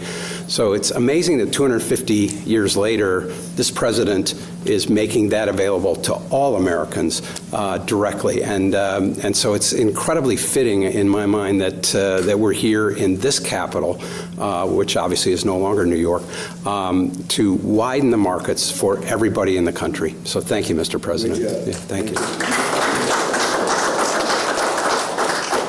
Mr. President, thank you for having us here. This is truly a remarkable day, remarkable setting for what has been a historic event. And at NASDAQ, every day we get to see brilliance come through the doors. Companies that have created jobs, that have created an economy, and now the fact that it's able to be shared for all these children is just remarkable, remarkable feeling to be here and to look what we've created. So congratulations. Thank you. Great job. Thank you very much. It's great to be here, Mr. President. We wouldn't be here without you. It was just over a year ago that Michael and I shared with you the idea for the Invest America Act. We had been working on it for 4 years. We had tried to get it done under a prior administration. Kevin and I met in the Speaker's office some 3.5 years ago on the idea. It took this president and his entrepreneurial courage less than a minute to say, this must happen. This is the whole purpose of my presidency, the Main Street agenda, the 70% of people who have been left out and left behind, who feel they're no longer connected to the American dream. And he called the Speaker and told him to put it in the reconciliation bill. That, my friends, is leadership. It doesn't just happen. In fact, it rarely happens in a place like Washington. And his courage and his leadership of this administration, you know, and then the great partnership of my friends Michael and Susan Dell and so many others to bring this to fruition. But let me be clear. Today is day one, Mr. President. We're committed to the next 250. And what that means is not 1 million kids in America, not 2 million kids in America, every child in America. All 70 million kids under the age of 18 deserve to have one of these accounts. We're going to get the accounts open for them. We're going to get them fully funded. The outpouring of support from America's corporate leaders, small business leaders, moms and dads, great philanthropists, we believe will raise over $100 billion for America's kids over the course of the next 12 months. This isn't a program. This is a transformative platform. Think of 1935 Social Security scale platform. Over the next 15 years, over $2 trillion will go into the pockets of kids and families that would have otherwise had zero. Think about that. Those numbers are massive. 100 million, 2 trillion. Democrats can't touch this. They can't get anywhere near it. This is phenomenal. That would have been left out of America's capital markets. That is a legacy worthy of the great mission of this administration, and it would not have happened without you and the leadership of your administration. So thank you. And you, Brett. Thank you.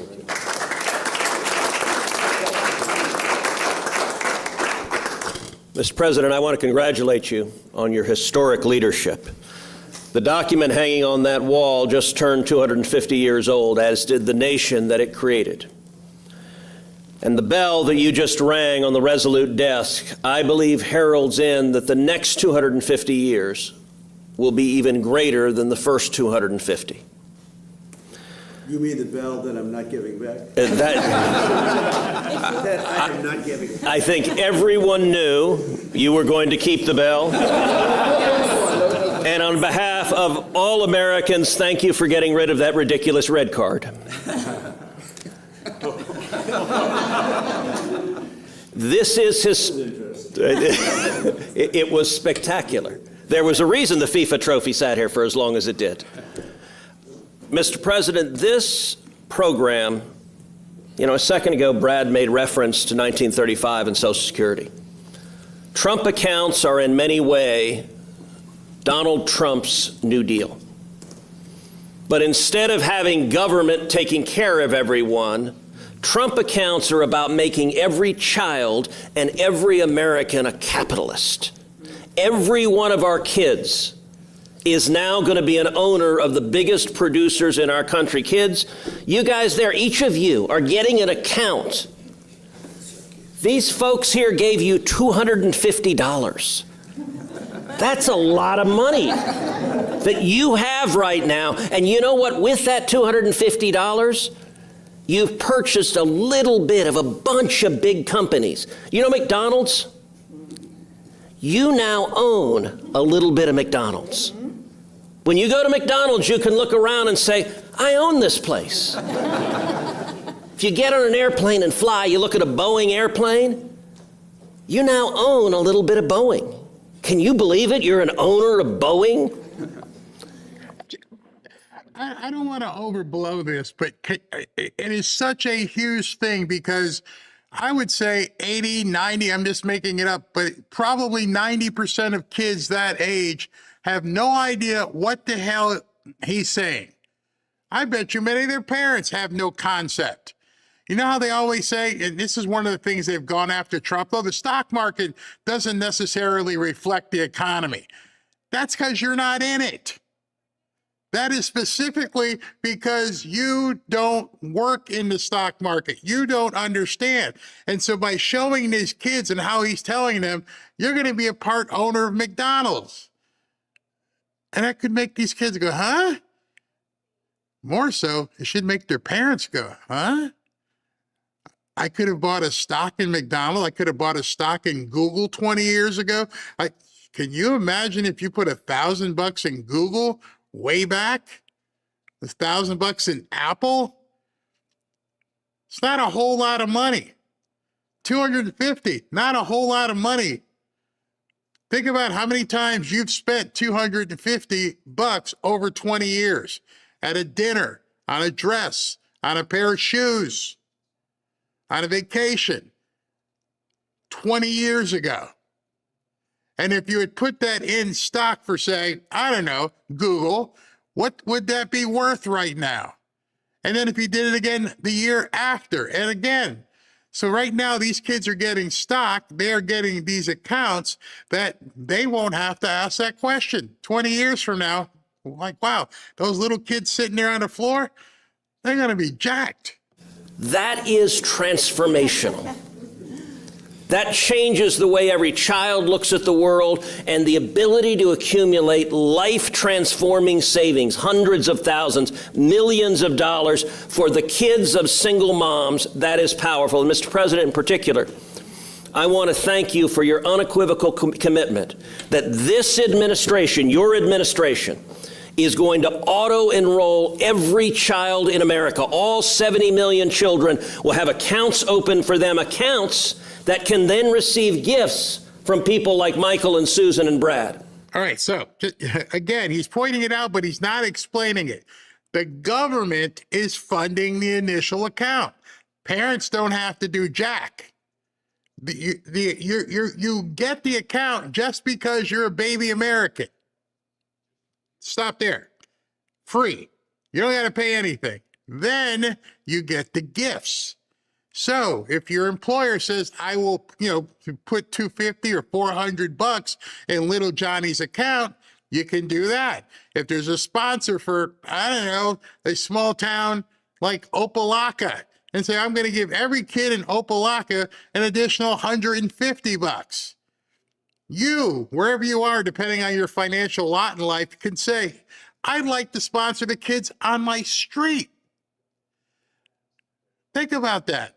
You want to take it down to a communal nature? You could say, wow, there's like a bunch of kids here. I'm going to sponsor these kids. All these friends. You go to a baby shower, you're bringing in stuff that kids won't ever use. Hey, here's a Trump account, kid. Here's an extra $150 for your Trump account. It's game changing.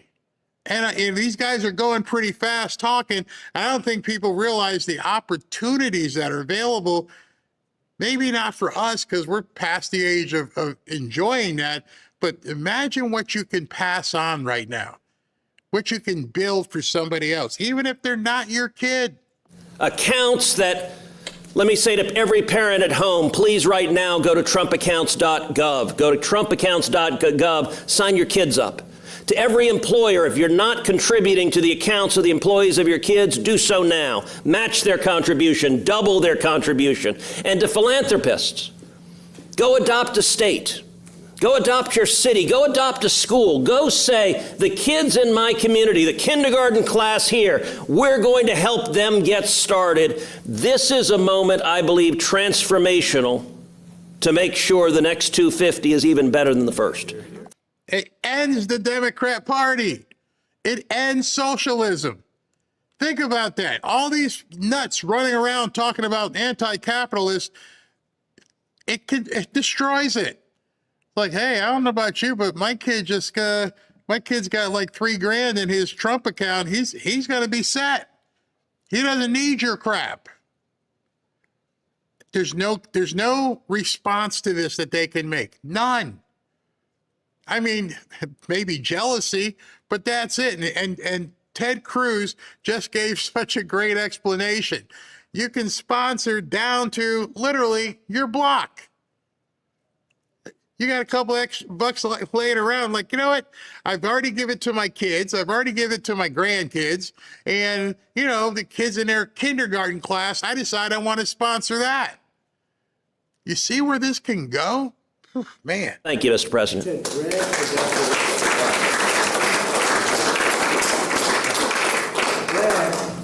Rich man, he adopted an entire state. Yeah, so I'm from Indiana. And we're going to add $250 following Michael and Susan to all kids in the state of Indiana under the age of 5. Do the math on that. We're going to give $250 on top of the government to every kid under 5 in the state of Indiana. That's one big ass check. $250 on top of the government money to every kid under 5 in Indiana. Wow. Wow. Alio in Connecticut. We have lots of philanthropists. They're adopting states, cities now. We have the city of San Francisco has been adopted, the city of Oakland. And recently with, with Katie, we've adopted a school in the city of Durham. We've adopted a Boys and Girls Club in Philly. We've adopted, a Big Brothers, Big Sisters in Newark, New Jersey last Wednesday. And it's all to show the country the art of the possible. When you create an open source platform, anybody can give to anybody. These accounts have a QR code in them, and somebody sends you the QR code and you just double click on your phone and money goes into the account. Thank you to Joe Gebbia and the National Design Studio for their incredible work on the accounts. Thank you. The head of the SEC. Thank you, Mr. President. Paul Atkins, Chairman of the SEC. So this is an amazing day, and really I salute you and Senator and Secretary Bessent for all that you've done, to help these accounts go, and then the philanthropists who have also put money into it. But the Senator has it exactly right. We have to remember that all the folks who signed that document 250 years ago, they understood well that America was actually an investment before it was a nation. So joint stock companies were stood up in England and France and the Netherlands to establish New Amsterdam, for example, now New York, and to support the people there. So that is in our blood as a nation. And everywhere I go around the world to talk to my counterparts, finance and other regulators around the world, they always ask me, how do we replicate America's whole ethos of investment and risk-taking? Well, this is exactly how to do it. And as the Senator said so well, for the next generation to have a feeling that they have a real stake in our economy, in the products that are made for their benefit and for the benefit of the world, frankly. So I think it's an exciting day. Thank you very much for your leadership, and I'm really proud to be a part of it. Thank you very much.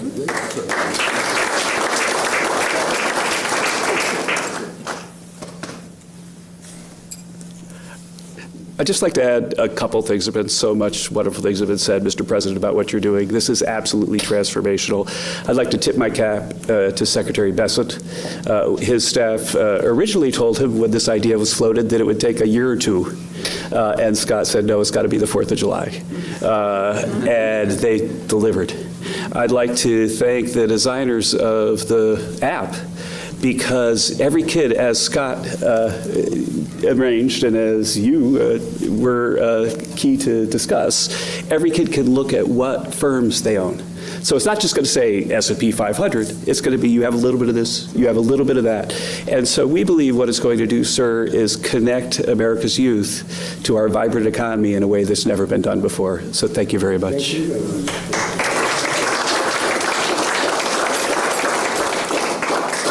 So, everybody, we thank you. And the press has been very kind about this. This is one they have a hard time attacking. You know, we're all in this together. You have children. A lot of those children already, they have their accounts. We're going to see tremendous money come in from wealthy people and pretty wealthy people and very wealthy companies. And I'm getting calls from everybody to put money in. And they're going to put tremendous numbers of dollars in. And these children are going to have actually accounts. They're going to learn about finance a little bit. They can watch it. We're going to all watch it grow together. And we're going to have a whole different planet when they turn 18. It's going to be a lot different when you turn 18 and you have no idea what's going on and you have no money and no hope. Yeah, they're going to have great hope. It's the American dream. It's a big part of the American dream. So, again, Michael and Susan and Brad and everybody that has worked so hard, it's an honor to be. This is truly an honor to be involved in something that's pioneering, but really not, because for so many years, I said for many, many years, decades, they've tried to do it. They've never been able to pull it off. So I just want to thank all of you guys. And I think it's such a great tribute to come together. Some people said, no, there must be a mistake. You mean you're having separate meetings? I said, no, just watch at 9:30, right? So it's a great honor. And thank you for being so fair about it. So we'll take a few questions, please. Yeah, please. Mr. President, Vladimir Putin, shortly after speaking to you on July 4th, struck Kyiv and killed innocent civilians. Why isn't he feeling any pressure after speaking with you? Well, I think he does feel pressure. He wants to end it, and Ukraine wants to end it, and we're in talk. Can you imagine? You've just heard some of the most wealthy people in America talk about investing in kids' futures. And you're talking about something that has nothing to do with this. The media could care less. They don't care. And we'll see if we can get it ended. It's a terrible thing. I ended 8 wars, and this was, in my opinion, going to be an easier one because I know both heads. I didn't know most of the heads. I did India.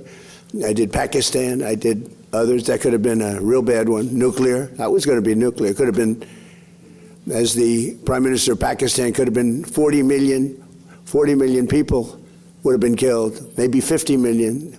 They had shot down 11 planes. It was raging for 4 days, and I got it stopped.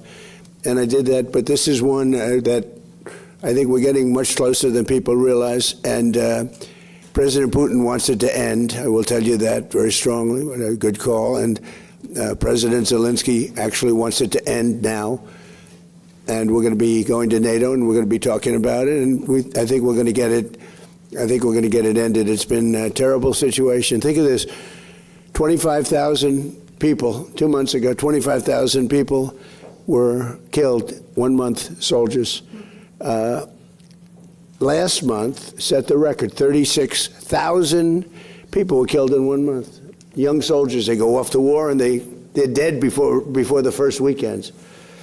It's drone technology. Michael, who would have thought that drones would have become such a factor? And they're killing machines. It's amazing. It's amazing. You hide behind a tree and it goes and gets you. And I've seen scenes that I don't want to see. I don't want you to see them on that battlefield. You know, you hear about the Civil War. You hear about all of these different terrible wars, but this is really horrible. So I had a very good call, and I think we're getting close to getting it done. Mr. President, on the economy, there's been a refocus, it seems, in June to talk about your economic policies. When do you think that message will change the perception of Americans related to the economy? Well, I think people know. Look, oil is now at a level that it was, I think it's even lower on a barrel basis than it was before we started. We've gotten concessions. Now, they have to hold those concessions, but there'll be no nuclear weapon. We're going to be getting the, as I call it, dust, the enriched material, nuclear dust, I call it. Seems to have taken off, but it's enriched material. We're getting it. We're getting it. I went in for one reason, very strongly, that Iran cannot have a nuclear weapon. I'm not looking for regime change, although this is regime change. The first regime is gone. The second regime is gone. And I think the third regime is more reasonable, but we'll find out. But we've destroyed their, as you know, completely destroyed 150. They had 159 ships. Every single ship is at the bottom of the sea. We've completely destroyed. They don't have one airplane. They don't have radar. You know, one of the reasons we kept the oil down, because a lot of people said, Kevin, and a lot of people were saying that oil could go to $300, $350 a barrel, but one of the reasons that prediction wasn't right is we were taking out on average of 10, but sometimes less, sometimes more. 3 weeks ago, we had a night, 22 ships came out of the Strait, and the famous Strait of Hormuz, nobody ever heard of, but that is some big money machine, I'll tell you what. When you look at the numbers, Michael, that makes everything look small. No, wait. And we took out so much oil that people didn't know, and it was only took a month and a half. They finally found out they had no radar because their radar was destroyed. So we took them out late at night with no lights, with no nothing. And our great Navy, which did the greatest blockade anyone's ever seen, not one ship got through in 2 months. And we then freed up the blockade because we're close to maybe making a deal. I don't know. We'll make either. Look, we're going to win one way or the other. We're either going to make a deal or we're going to finish the job, okay? And it won't be tough to finish the job. I'd rather make a deal because I don't want to affect 91 million people. We can knock down their bridges in 1 hour. We can knock out their energy supply, all of those big plants that they built, big, beautiful, modern plants. They had a lot of money.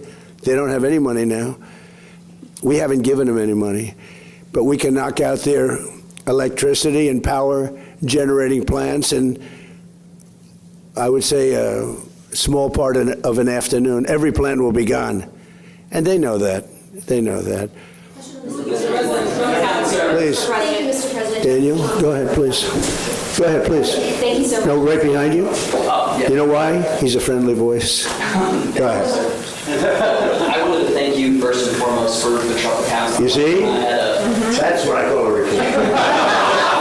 He's actually a great reporter. So he'll directly benefit from the accounts. Good. Thank you. Fast forward 18 years from now, and a lot of these kids are 18, and they look at the Trump accounts and they see hundreds of thousands of dollars.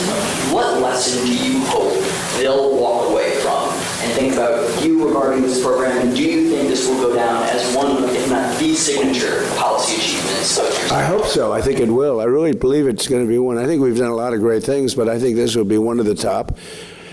It's going to teach children to be entrepreneurial as opposed to the threat of communism that you're seeing a lot. This is not social democrats, by the way. That's a beautiful, we're social democrats, they say. They're not social, they're communists. They want to destroy our country. We're not going to let that happen. But this helps, even from the parent standpoint. You know, they see their child getting richer and richer as the market goes up. If it goes down, they don't lose anything, they make money, they have money. But if it goes up, they can become actually rich. And the parents are going to be watching, and we're all going to be watching, and we're part of a very big and very beautiful game. It's going to bring them into the mainstream. It's going to bring them into recognizing, like Michael Dell. I said, how the hell did you start this thing? What he built is incredible. Now his product is great. But as he said, he made them, I guess, laptops. He made a better laptop on his bed in a dorm than they sold in the store. So he started selling them, I guess, probably during college. I don't know where the hell you started selling them, but you sold a lot of them. And it just cascaded. And then his greatest deal was he met Susan, and she probably guided him beautifully. That was probably his most important thing. And they have great children, great everything. But, it's a beautiful story. Think of it. They gave $6,250,000,000. And there's a rumor he's giving more. I don't know if it's true. I'm not holding him. I mean, it's hard to say, hey, how about doubling up, right? But think of that. And started with no money. He had a great brain, which is, that's better than money, I think. But, it's like an amazing story. And that can happen with other people. Maybe not to that extent. Maybe there could be a few to that extent, but not to that extent. But that can happen with some of the people here, some children living in poverty. It can happen. And now they have a real chance. It's a big thing. It's a big thing. Yeah, please. I wanted to ask you, can you describe your phone call with Gianni Infantino about the red card? And Belgium is appealing the decision. What's your reaction? You're asking me about the whole soccer thing? So, yeah, I did. I spoke to Gianni, who's highly respected, who's produced the most successful World Cup in history by, they say, 4 times. This isn't just a success. I actually said, Johnny, we've got all these games. Each one is turning out to be a Super Bowl.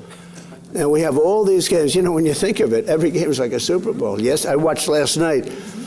What a game that was with Mexico and England. I mean, 2 countries, I don't know the players, although I think Kane is a great player. See, I played golf with him, and I like him a lot. He's a good golfer.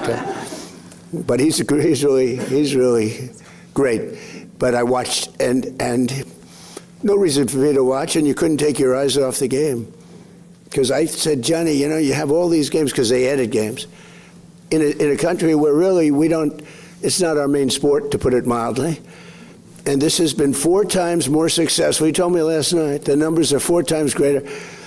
They think 50 or 60 million people are going to be watching the game tonight. I mean, this is getting to be Super Bowl numbers. But you have a game tonight, and they think they're projecting a minimum of 50 million people watching a game. We call it soccer. It's called football, I guess, but we can't really call it football because it gets there's a little confusion. So yeah, you call it soccer. We're the only ones that do that, but we have football.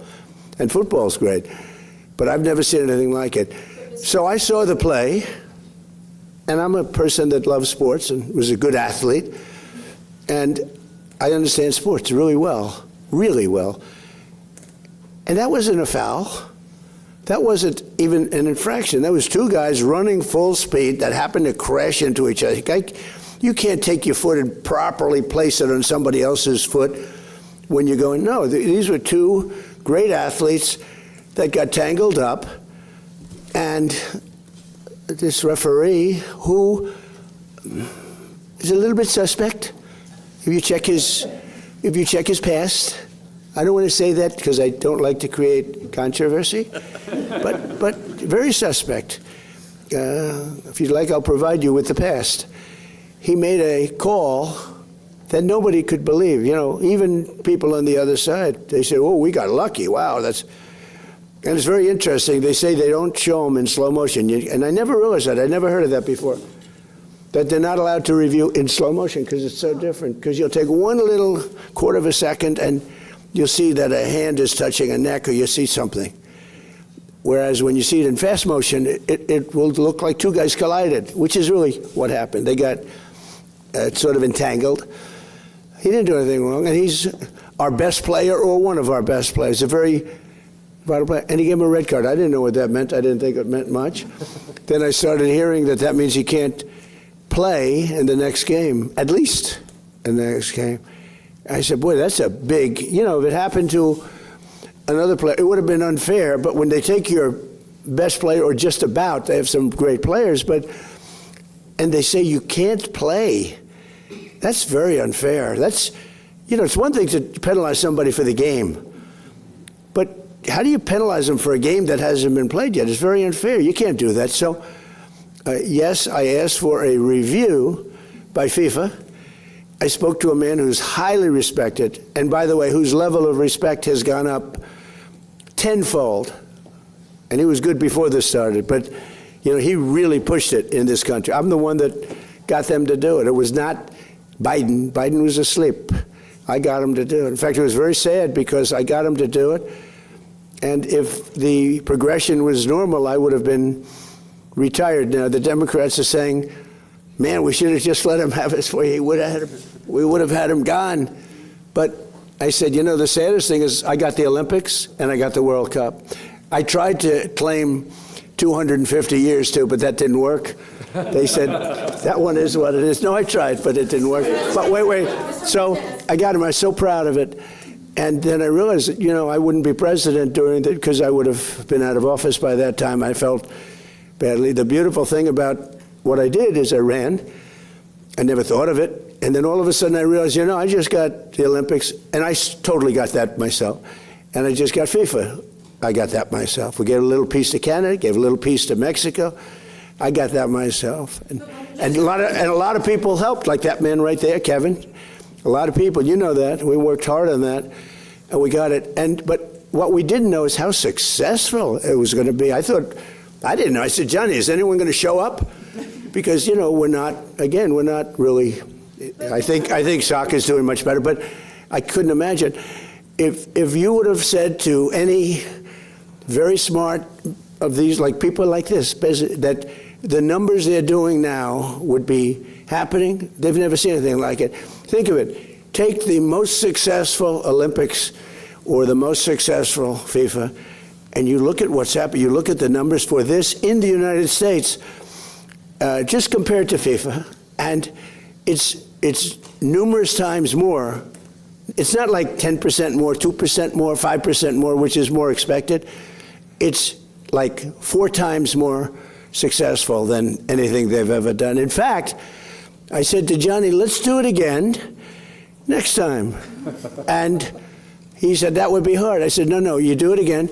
But at the same time, you give it to somebody else for the next one. I don't know. It's a little crazy idea.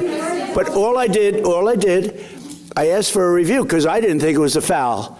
And, you know, again, I'm good at this stuff. I didn't think it was a foul.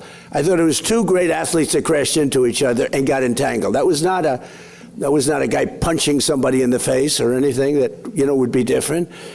And I think it's a terrible, if they wouldn't allow, you know, a top player, maybe the best, maybe among the best players on the team to play, I think it would have had a big stain. And I related just that feel. I didn't tell him what to do. I can't tell him what to do, but and I don't believe he made the decision. I think it was a committee that made the decision, and they made the right decision because, number one, it wasn't a foul. And you want to see a game with your best players. You don't want to say, how would you feel if I took, we take Messi out? Well, you know, he ran into somebody. Or we took Ronaldo, you bumped into somebody, we're going to take you out of a game. He's great. Or Harry Kane, we're going to take you out of the game, Harry, because you happen to hit somebody a little bit harder than you can't do that. If you would have taken him out, I think it would have really stained this incredible champion. We got to have our best players, and Belgium's got a great team, by the way. We got to have our best players, and they have to have their best. And if we win or we lose, it's fair. Otherwise, let's say we lost him and we lose the game. It would be a terrible thing. So I think they made a really brilliant decision. I think the referee's call was horrible. And nobody talks about that. They talk about the red card like it's fine. Nobody talks. The referee's decision to red card. I didn't know what the hell a red card was. When I found out, I said, you got to be kidding. This guy just hands up, okay, your best player is not going to play next week or in the next game. I said, wow, that's a lot of power. That's terrible. But then I looked at his past, and it wasn't so great. Okay. Can you imagine there's billionaires standing behind him for so far almost an hour talking about Trump accounts? By the way, I think there was one question about the Trump accounts, and the longest answer thus far was about the red card for the soccer player. I bring that up to you because the importance, A, that President Trump has on sports. B, he wants America to have its best foot forward so we can put out a competitive team and not be subject to the whim of some referee that he says has a checkered past. he knows what this means. He mentioned there may be 50 million people watching tonight. Just imagine that number. A stadium that's going to be full and 50 million people tuning in to watch this game. And these miserable, whiny, limp-wristed communists are all on Twitter complaining, asking this question. The entirety of, most of the sporting world will be tuning in tonight. So I hope you guys tune in as well. Yeah, Mr. President, are you going to talk to the Belgian Prime Minister before the game? I didn't think of it, but I would. He's a good man. But it's responsible. I will tell you this. The people in Belgium, if they win the game, they can be very proud. If they would win the game with a player missing, it would have been a different feeling. You can't do that. And I'm very glad all I did was ask for a review. I didn't say you have to do this. This man is a smart, tough man, Gianni Infantino. He's a smart, tough man. And his stock has gone through the roof because what the job he's done has been great. And I feel we have to have all the best players on the field. You can't take the best players. Yeah, please, the best. Go ahead. Thank you. Liam Cosgrove with Zero Hedge. What is your plan to facilitate broad adoption of these? I just wanted to stop for a second. You got these poor kids. 1, 2, 3, 4, 5, 6, 7 kids.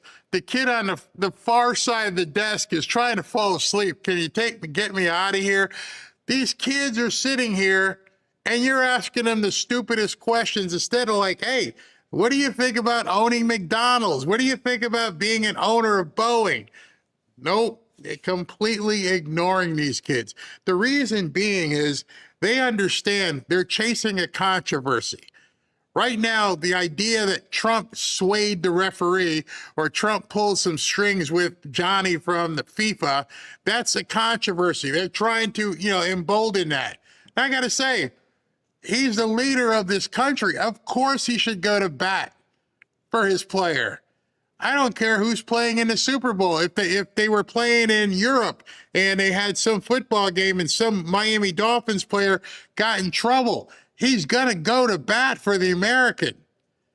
These people are ridiculous. The communist issue, particularly that crowd, to get them to participate in this. Yeah. Since I see Anthony Populato's here, and he's probably going to ask, is Bitcoin in any way going to be related to this in the future? Are there plans to put Bitcoin into Trump accounts? Well, I've become a big crypto guy only for one reason.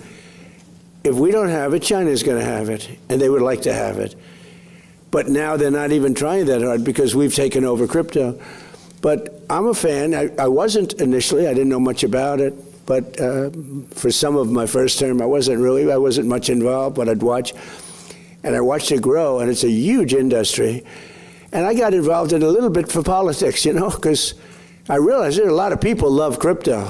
And even me as a businessman, I see a lot of money starting to come in with Bitcoin and, the different forms. And I said, this thing's got a lot of life. And then I hear China was going to make a heavy move on it, just like they do for AI. By the way, we're leading China substantially in AI, by substantial. And one of the reasons is when they build these big plants, I allow them to build their electric generating units, whether they use nuclear or oil and gas, whatever they want to use, they can use, except wind. We don't allow wind. Wind is terrible. It just doesn't work. It's too expensive, no good, bad for the environment. But, and they're building their own plants with some of the greatest electric producing plants that you've ever seen. I mean, they're teaching the companies that produce electricity, they're teaching them how to do a plant. So that was my decision. That was my idea. Because we have an old grid, it's tired, it's old, it would take years to fix it. And now we're actually taking the excess energy that they make. We need more than double the energy. If you take all of the electric that we have now, you need more than double it to power that industry, which is so shocking. When I first heard that, I said, no, you mean like a little, I couldn't believe that, Jeff. I heard more than double. So all the electric we make for everything, to power that one industry. Now, with that being said, it's a massive industry, and it's going to be for good. I mean, look, we're going to have guardrails, and we have guardrails. You saw that a couple of weeks ago. We were able to stop something that we didn't like, And by the way, the company was very good. They were very good, you know that. But it can be used for tremendous good, and mostly good and some bad, and the bad we have to stop. But it's a massive industry, and I think things are going to happen. You know what you're seeing here with the kids? I think something could happen in that regard, too, with a contribution to the people of our country. I'll give you a little inside information. Am I allowed to do that, Miss? Well, we have Paul. Am I allowed to do that? That's a little inside information. You understand? Scott, you know what I'm talking about? No, I think you're going to see a contribution made by those because they're making tremendous amounts of money. They're also creating tremendous, the things that are happening in the world of medicine because of AI is not even believed. I'm friends with many doctors because of, what I'm doing as president, and I've become very friendly with a lot of them. They're great. They're great as long as they tell me I'm healthy, okay? When they tell me I'm healthy, so far so good. Where's a piece of wood? But a couple of them got together last week and they said, we can't believe the progress that's been made in diseases. Things that they didn't think would happen for 10 years happen in a matter of minutes, a matter of seconds. So this is going to be used for good. But we're leading China by a lot. We're leading everybody. Crypto's the same thing. If we didn't do it, China would do it. It's a massive industry. And frankly, when I went very pro-crypto, as you know, Biden was totally against it, but he has no idea what crypto is. He had no idea. He didn't have a clue, but they were very violently against it. They were putting people in jail. What they were doing to the crypto was horrible. It's amazing it survived that onslaught. It was a weaponization of government. So when I went very much for it, and I must have gotten, I think I got 100% of the vote, but what happened is, I think it was 100 million people. That's a big industry, and that means some pretty good things. But what happened is Biden then, after he was getting killed, he was down so much, all of a sudden they became pro-crypto. And their head of the SEC was horrible, unlike Paul, who's really good. No, I mean, he's the best man for the job. Everybody wanted him. But he was horrible. What he was doing to the crypto, they were putting people in jail. Oh, you know that better than anybody. Good people, great, prestigious people. They were putting them in jail. And I said, you got to be kidding.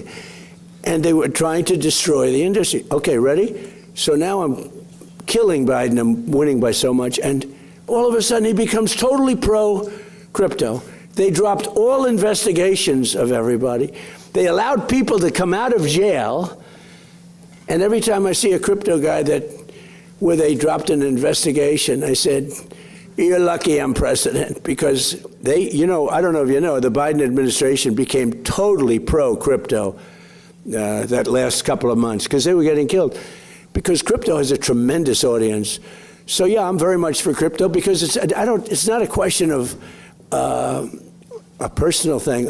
Because I let my kids do whatever the hell they do, they can do. I don't ever talk to them about it. I'm allowed to, I think. I'm allowed to, but I don't bother, because this office is a much higher calling. So I make, as president, the president of the United States get essentially $2.5 million for 4 years, right? Wait a minute. It's spread out over a period of 4 years. It's about $2.5 million. I waived my salary. Now I figured, because we've had other wealthy presidents. We've had Kennedy, and we've had FDR was very wealthy. Teddy Roosevelt was wealthy. And one of the wealthiest, believe it or not, was George Washington, who wasn't in the White House, but there are pictures of him surveying this ground. He's the one that sort of picked the location. I think he made a good choice. He picked a good location. But George Washington had 2 desks in his pre-White House. One was, and they were right next to each other. One was for business, and one was for the presidency. He had 2 desks in the same room. And so you're allowed to, but I choose not to. I don't talk to my kids about, this stuff. But I will say this, to me, cryptos are very powerful. A lot of people are using it, Bitcoin. They're using it at levels that I don't think anybody understands really how powerful. And if we didn't do it, China would do it in a minute. And if we let our guard down on AI, if I didn't come up with the idea for electric plants, producing plants, they become a utility. Basically, these guys producing, you might as well put them down. Paul, I think you should mark them down as utilities because, frankly, in many ways, I'm more impressed by their electric plants. And they're building them on top of the buildings, alongside of the buildings, standalones right next door. But you have to see some of the electric producing, the generating plants that they're making, nobody's ever seen because they're brilliant people. And it's a fantastic thing. But if I didn't come up with that idea, maybe somebody else would have. I doubt it because it's too simple. I mean, it's such a simple idea. Do you know that your friends, Michael, when I came up with that and I told Mark Zuckerberg, I told Bezos, I told all of the people, AI, Sam, Elon, I told them all, I said, no, I'm going to let you build your own plant and I'm going to get you fast approvals. They thought I was kidding. You know, they said, and they would submit plans without an electric plant. And I'd get calls from Lee Zeldin, who's a star, environmental, fast approvals, good approvals, but fast. And they call up and they say, sir, these plants are not taking advantage. And I call them and say, why aren't you producing? They said, we thought you were, every one of them, they thought I was kidding because they can't believe it. Number one, they can't believe that they're approved in a matter of weeks because if this was somebody else, it would be 20 years before. They're all under construction. We do rapid approvals. And some are nuclear plants because nuclear is now really hot and safe. You know, I was not a huge proponent until 2 or 3 years ago, and then I saw what my uncle was a big nuclear guy at MIT. He knew nuclear better than anybody, I think. Anybody in the world, probably. He was the smartest guy. He was at MIT, the head, for 41 years. And he said to me one day, he said, you know, nuclear is going to be the most important thing, but it's also got to be watched. It's got to be watched very carefully because it can build the world, but it can also destroy the world. He said that. I said, Uncle John, that was a long time ago. But he was exactly right. He called it exactly right. But what they've done with nuclear in terms of generating energy is absolutely, you know, a submarine can run at full speed for 30 years without having to refuel. The only thing it has to do is come up every 90 days for food. They can't solve the food problem. But think of it, a submarine, without having to gas up, can run for 30 years at full speed without stopping. I mean, who would believe a thing like that? But fortunately, we have the best technology and we have the best submarines. It's something we lead the world in by 15 years. Any other questions? Go ahead, please. Thank you so much, Mr. President. What? I said thank you so much, Mr. President. Jennifer Schonberger, the Auto Finance. On the Trump accounts, SpaceX president has said that she's going to donate shares to the Trump accounts. Have you spoken at all with Elon Musk about further share donations as well as other corporate I speak to everybody. About share donations specifically? Look, I'm like a cheerleader for geniuses. I love geniuses. I love high IQ people. He's a high IQ person. I love high IQ people. And I speak to Elon, I speak to Mark, I speak to Jeff, I speak to everybody. By the way, in the first term, less so. In fact, at my first inauguration, none of them were standing behind me. They were just the opposite. And now at this last inauguration, every one of them was standing behind me. It was sort of amazing. No, I speak to all of them. And I encourage them. I want them to be tremendously successful. Now, there's a thing called TikTok. Have you heard of it? I was watching a show this morning, Maria Bartiromo. She's fantastic. And on her show, they were talking about the dangers of TikTok. And it's Chinese, you know, a whole thing with spying and what they're doing with that. Well, except it was announced about 2 days ago, the new numbers just came out. You know who the number one person in TikTok is by far? Trump, me. I just got, I'm number one. Like Taylor Swift was number 11. I'm number one in TikTok by far. And the numbers just came out, and I said, well, you know, I'm hearing about how they influence. They're talking about their tremendous danger because they influence, but if they influence so badly, I mean, I'm saying all things like I love our country, we got to stop communism, we got to this and that, we're doing a lot of things, but I'm by far number one. It was sent to me by, you know, the list comes out, number one, number two. I was number one by a lot. So I guess maybe, I don't know, maybe they're bad, maybe they're not. I know one thing, great American people tremendous business people and companies bought it. I called President Xi, and everyone said he was a hard no. He was a hard no, but I said, you know, it's a good thing for TikTok, but it's good for us too. American companies, great ones, own our TikTok, and it's very influential. But I'm number one by a lot. So, you know, I hear this thing was on today. Gordon Chang. I like Gordon Chang, but he's always so negative. You know, nobody's been tougher in China than me, but Gordon Chang. And he's a nice guy. It's like the world is falling down. It's not true. It's not true. We have to be careful because China's a great competitor. But, you know, he was talking about, we must stop TikTok. I'm number one on TikTok. I think it helped me win the election in a landslide, if you want to know the truth. Yeah, please. By the way, this is supposed to be about the Trump accounts, and the media has completely hijacked it.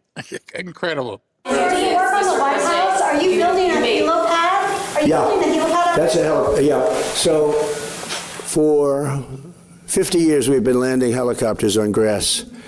The grass is wet, soggy. The helicopters sometimes miss their little mark. You know, they send people out, Marines. I watch them do it. They march out so beautiful, great guys. They have a piece of metal that they put down. And except for the fact that these pilots are so good, they almost hit the mark all the time. But sometimes they miss. They're half the size of this desk. Think of it, you're landing a big chopper. But, you know, years ago, and they just got produced, but during my administration, they ordered brand new helicopters, the big ones, the ones for President. It's called Marine One.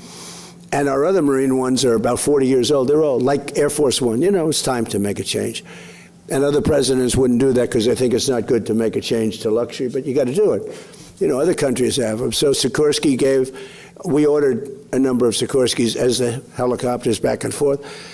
Well, they're about 2.5 times more powerful than the old ones. And when you land on the grass, it's not that the grass gets discolored, it gets ripped out. And it was all over. They landed it once, and nobody planned for this. This was a little bit of a... What's funny about this is, if you go back and like start counting presidents, how many of them even are used to traveling in a helicopter? They have no idea. This guy has his own helicopter that he takes from his own plane, lands on his own buildings. He understands what a helipad is. And people in our government don't have any clue what a helipad is. And so right now he's talking way over the reporter's head, like, well, the other presidents landing in grass. It's not how it's supposed to be done. Planning mistake. So they landed the helicopter, and half of the grass was sitting in front of the Oval Office front door. The rest of it was scattered all over the... I mean, literally, it didn't singe it. It also singed it, by the way. But it literally lived, because of the power. It's tremendous. And everybody said, well, we'll keep using the old helicopters when we have to land at the White House. And for everything else, we use the new helicopters. They said, that's a pretty expensive deal. You wouldn't do that for your company. You'd figure out an answer. So I said, because I have helicopters, and 3 of them. And I said, because they've been great for my business. I think they're incredible. So Sikorsky 76, right? And I always was lucky. I always got helipads. Other people don't. Very hard to get. The hardest thing to get is a helipad. Okay, there's no harder zoning thing to get is a helipad. And I had like 7 of them at different places, so I could go around by helicopter. And I said to the people, have you ever thought, these are generals, Air Force. You see Ted Cruz laughing? He knows. Way over the Democrats' head. Yeah, I got a helipad here. I've got 3 different helicopters. Yeah, I'm flying all over the place doing business deals. And I know how it's supposed to land. And Ted Cruz is just laughing. He goes, they're gonna have a field day with you. Generals that are brilliant. And, you know, you get used to a certain thing. They'd bring out the medal. But this was, now the medal didn't work because the power of these helicopters is so great it ripped up the grass, right? So I said, has anybody ever thought of a helipad? Because I build them, and they go quickly, and it solves all of the problems. Like, he's laughing. It's true, right? It's crazy. So it was funny. I said, has anyone ever thought of a helipad? I had like 6 generals in front of me. And they're going like, wow, that's a good idea. You know, it's like the paperclip. It was such a simple invention. Probably he says that about a laptop. To him, it's a simple thing. To other people, wow. But the paperclip. 200 years ago, a gentleman came up with the idea for a paperclip. And he made a lot of money, became very rich. Not as rich as Michael Dell, but rich in those money. And what happened is everybody was jealous. They said, why didn't we think of this? Same thing with a helipad. So now we're building a helipad, beautiful helipad. And it's got the seal of the White House on it in granite, in carved granite. It's really a beautiful thing. And I'll tell you, Sikorsky is paying for it. You know why? Because they didn't tell us how powerful these helicopters were, and they felt a little bit guilty. They sold us, I like power, by the way. I think it's great for a helicopter. But they probably, I don't know, they felt a little guilty. And they are paying for the cost of it. It's about $5 or $6 million. They're paying the full cost. And when I heard they were paying the cost, I went out and said, let's do a beauty. Let's not just do a piece of concrete and paint it white, which is why I just put beautiful concrete, nice, and we paint it white. This one is a beauty. It's got the seal of the White House. It's beautiful, the eagle. And it's carved out of granite. It's done by some of the most talented people you'll ever meet. And you're landing on granite, which is the strongest stone that we can. Like the outside walk is black granite. That's 35,000 pounds per square inch. It's got a 1 million plus lifetime. It's the strongest stone there is. And that's being used out there, and it's going to be, I think, really beautiful. And you can see the size. It's going to be beautiful. And it can be used for other things. When helicopters aren't landing, you can have other things out there like events. You could have news conferences literally on it because it's the right size. So by doing this, we solve the problem, and we'll be able to finally retire 45-year-old helicopters. Okay, how about one or two more, and we'll get out. Go ahead, please. Mr. President, about the FIFA decision, millions of American soccer fans are obviously very happy. But what do you say to the critics who say this starts a precedent which other powerful leaders? Well, I don't know. I mean, I can only say this. I had nothing to do with the decision. What I did have to do is, I said, I think that should be reviewed because I watched the play. And he didn't do anything wrong. You know, got to look at, by the way, if he did, I'd feel differently probably. If he punched him in the face, if he did something wrong. I thought your young, wonderful basketball player, Caitlin, I thought that she was treated rather rough, if you want to know the truth. That was a much different kind of an event. That was a pretty bad event. But in this case, he didn't do anything wrong. Two people ran into each other. And by the way, if you look at that game, there were 10 instances where it was much rougher than that. So I think it starts with the fact that it shouldn't have been a foul. And then you have to look at the person that raised the card, and that's up to you people. You look at. But I didn't think it was very good because it was not good. And I think that Johnny is brilliant at what he does. And I think I don't think it was his decision. It's a big committee. And after reviewing it, I think they said, look, this game would have a big mark on it. If we lost, if we won, no matter what happened, you have to let them use their best players. And the game tonight's going to be amazing, and we're going to have a full team, and Belgium's going to have a full team. And you know what? If they beat us, then they can be really proud. The other way, if they beat us, we'll say it was rigged, just like the election was rigged in 2020, but I won't get into that. Ladies and gentlemen, thank you very much. The Trump accounts are great. Thank you.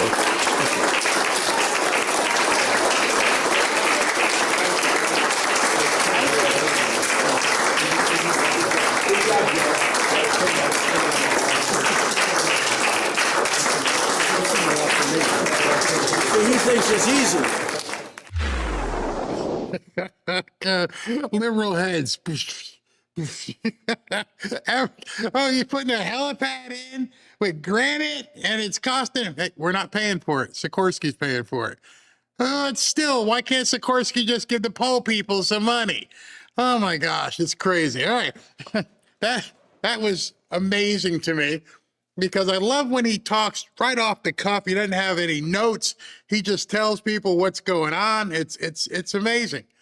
And on top of all that, the kids. Those are some of the best behaved kids you'd ever see. They spend an hour just hanging out on the floor going, yeah, when can I go home? I think Barney's on TV or something.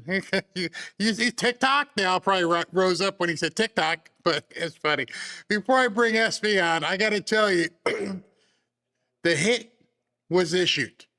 The Democrats have decided it is time to take out the Nazi. Ro Khanna has been very clear that that kind of stuff against women is a red line.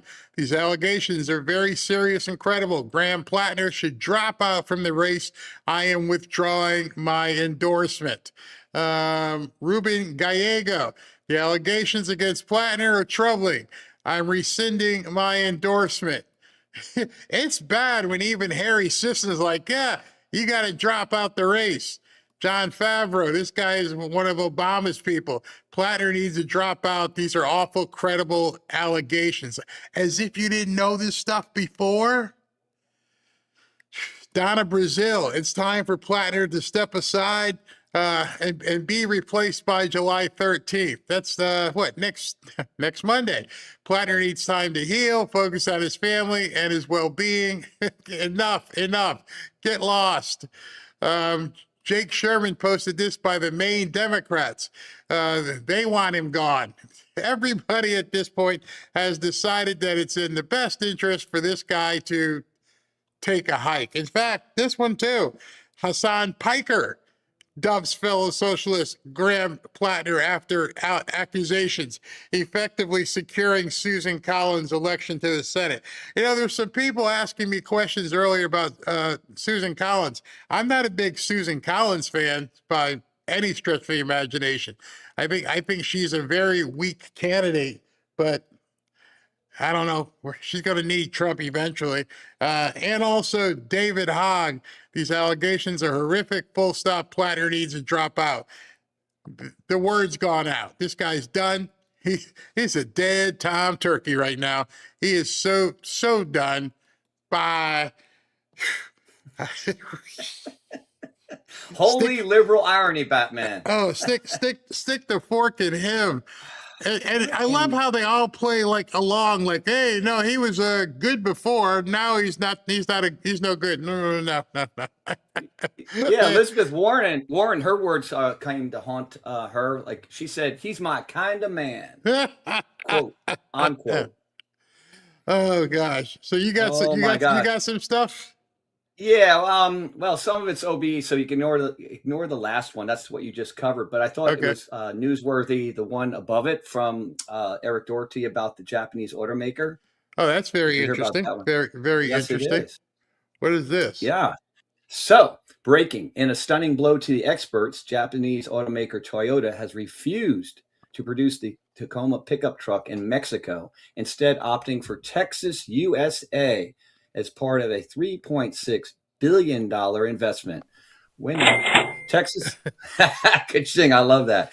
Texas is set to gain 2,000 jobs from this investment alone. This is awesome. Bring it all back. They got cheaper.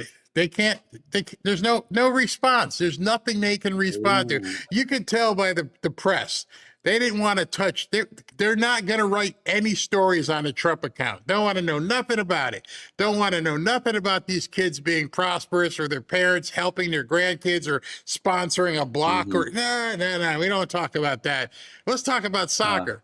It's so bad that you don't want to talk about this story, but then you're going to talk about another story that he's baiting you into. I love it. There is no loss for him talking about the soccer match. It's an American team. You guys want to support the Americans, right? Yeah. So and oh my gosh, if they win tonight. If they lose, Justin. What? Trump's next impeachment, a perfect phone call with the FIFA.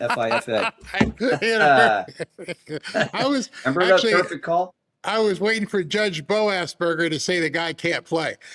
That's what I thought. I thought they were gonna have a federal judge that says nope, you can't do it. You can't do it at all. What else you got Yeah. here? Oh, you got I have, well, you got it's a little over an hour. So Trump posted on True Social. It's actually pretty good news. It's a little lengthy here, if I'm getting my windows straight. He talks about Walmart. I sent you the link. It's about five up from the bottom. What did Walmart do? Okay. Huh. So, you want me to read it? Sure. All right, great news. I have just been informed that one of the biggest, best, and smartest retailers in America, Walmart, will be lowering prices by a lot at my administration's request to celebrate our great country's 250th birthday. Walmart will, in particular, be dropping the price for a pound of ground beef by almost 15%, among many other products. This is a huge deal for the many millions of Americans who smartly shop at Walmart, which is a truly patriotic company who loves the USA.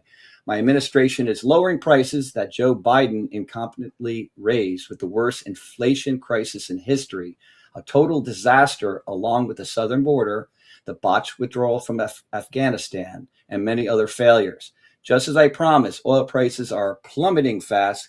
Gas prices at the pump are dropping too, just like the egg and prescription drug prices, which I'm bringing down by historic levels. Walmart is stepping up in a big and bold way, and other retailers should follow the lead of these absolute patriots. Together, we will make America stronger and greater than ever before. President Donald J. Trump. Wow. Yep. Meanwhile, Winning. Cuba's got no lights. I have a feeling that's next on the platter. Oh my gosh, yeah. Just wave Right? the white flag. Just come help us. We're done. You don't have to. You don't have to use the army or anything. Just let's just call it a day. We're done. Oh Yes. gosh, that's too. It wouldn't be so funny if it wasn't so sad that these people down there are being subjected to that. So you got one more thing here. This is from our buddy Clandestine. What is this? Yes. What do you got here?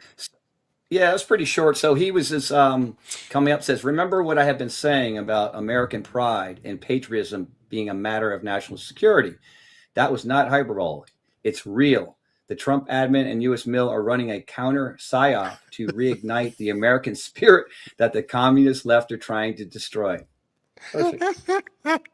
If you step back and look at the playing field, you can see that's absolutely true. I mean, he is doing everything to promote everything they're not. It's very hard for you to sit up there and say, it's the poor people. So like, hey, here's an idea, help make people rich. Well, we don't want that to happen. And by the way, look at 80,000 people and 60 million people watching all this stuff and bars and restaurants being packed. We don't want to show that either. What do you want to show? That's a lot of money. I'll tell you what. I bet you they talk about soccer tonight because they don't want people looking at the Nazi up in Maine. I mean, what do you do? That's a good point. Yeah, they got to memory hold that quick, right? What are they going to? I know what, Barry. I know what they're going to. What? Epstein files. Yeah. We'll be back to those. We're going to see it. Epstein files. Yeah, good luck with that, too. Now, I just want to let you know, I'm looking, they're saying there's a betting boom going on. Sports wagering is up in tens. Hold on. Gambling numbers, even more than the Super Bowl. Some analysts predict more than $50 billion in global wagers. Deutsche Bank projects $3.3 billion in wagers through U.S. sports books, led by sites like DraftKings and FanDuel. While legal sports betting explodes, experts say it makes it hard to rein in other sports betting. In college sports, some betting is legal, but gray areas are plentiful. Prop bets are growing increasingly controversial. A prop bet is a wager that is not tied to a final score of the game. For example, which team will score first or who will have the most rushing yards. NCAA President Charlie Baker is strongly against the practice. The thing about this, everybody's poor, nobody's got any money, but they're betting $50 gazillion on. I was just going to say that. I thought we're all poor and we're all we're all miserable. Like, I mean, I know the liberals are for most of them are, but how many billions was it? 50. 50 billion. Over the next couple of matches. It's insane. Wow. And that's even before we get to football season. It's absolutely crazy. Oh my God. All right, That's so insane. I still have. I don't know if people are still interested. Hold on, let me see how many. No, people haven't dropped. Same as before. I have the rest of President Trump's second speech now. So we got one more. I need to run to get more coffee, Barry. It's not okay. It's not nearly as long, but I just want to get it because if I wait till tomorrow, it'll be dated, and I'm venturing to say that most people haven't seen this, so I want to go ahead and get this in. All right, and then we can get out of here. But before I do that, let me just go ahead and tell you about Chapter, because it's not like you waited too long. Medicare is confusing, and as someone who is now 65, I can confirm this. Keeping track of enrollment periods, understanding all your options, making sure you're on the right plan takes too much time and energy. And between Medicare scams, corrupt agents, and bloated insurance companies, it's easy to make mistakes that can cost you thousands. That's why I'm happy we're working with Chapter, both as partners on this show and in person. They're actually honest, and the only Medicare advisor that looks at every plan nationwide, helping people save an average of $1,100 per year, nearly $100 a month. You gotta love that.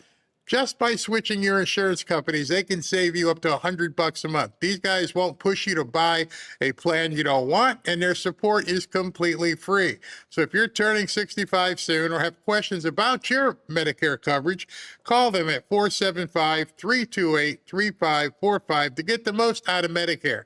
Most people just wish they'd called sooner. All right, so this is the second event President Trump had, much shorter, but I want to get it out to you guys tonight. The United States, Donald J. Lee Greenwood. Wow, has he been great, huh? That's been with me a long time, that song. We won 3 elections with that song.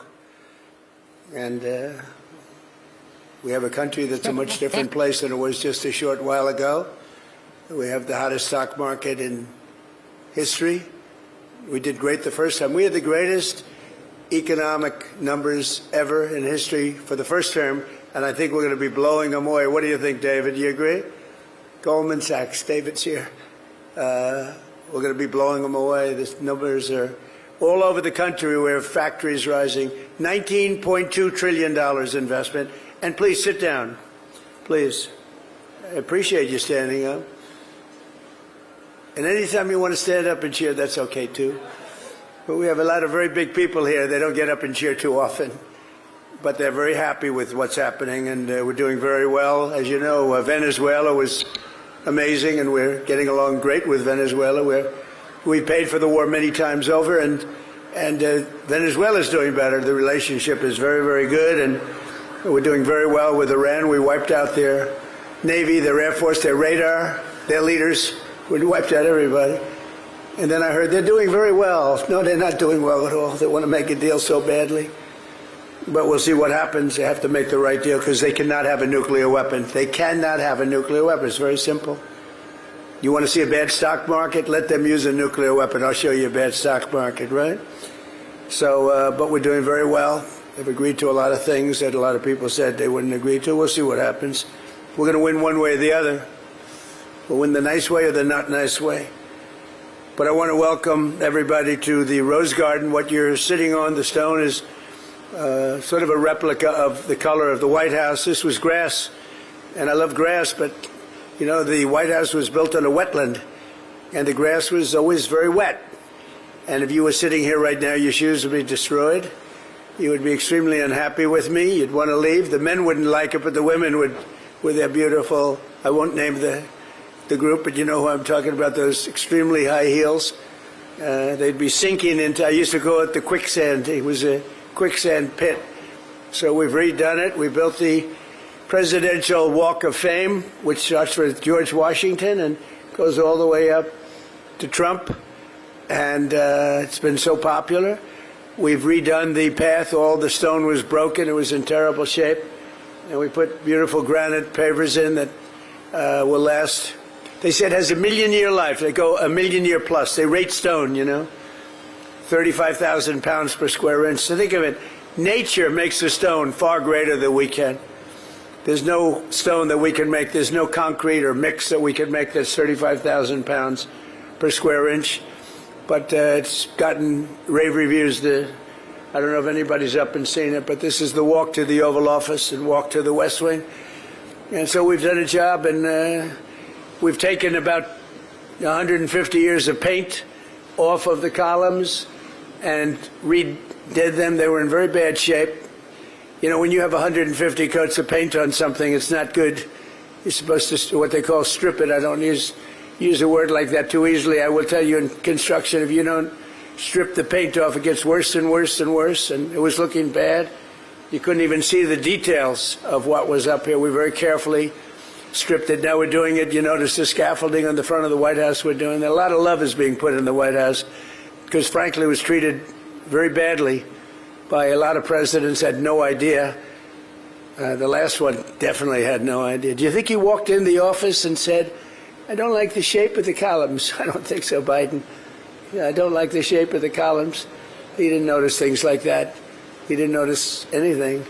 But we're putting a lot of love back into the White House. This will happen every 200 years or so. You'll get somebody that will bring it back. But if you look at that wall right there, that beautiful wall of the building itself, that's been redone, and it's been done beautifully. And the best thing and the biggest thing that we're doing is we're building a ballroom and a tremendous military center. That was supposed to be top secret, but it's no longer top secret because no matter what you do, you get sued. They sue because they think the ballroom's too big, the ballroom's too small, I don't like the color of the ceiling, we don't like, you just get sued. In this world we're living, especially if your name is Trump, you get sued.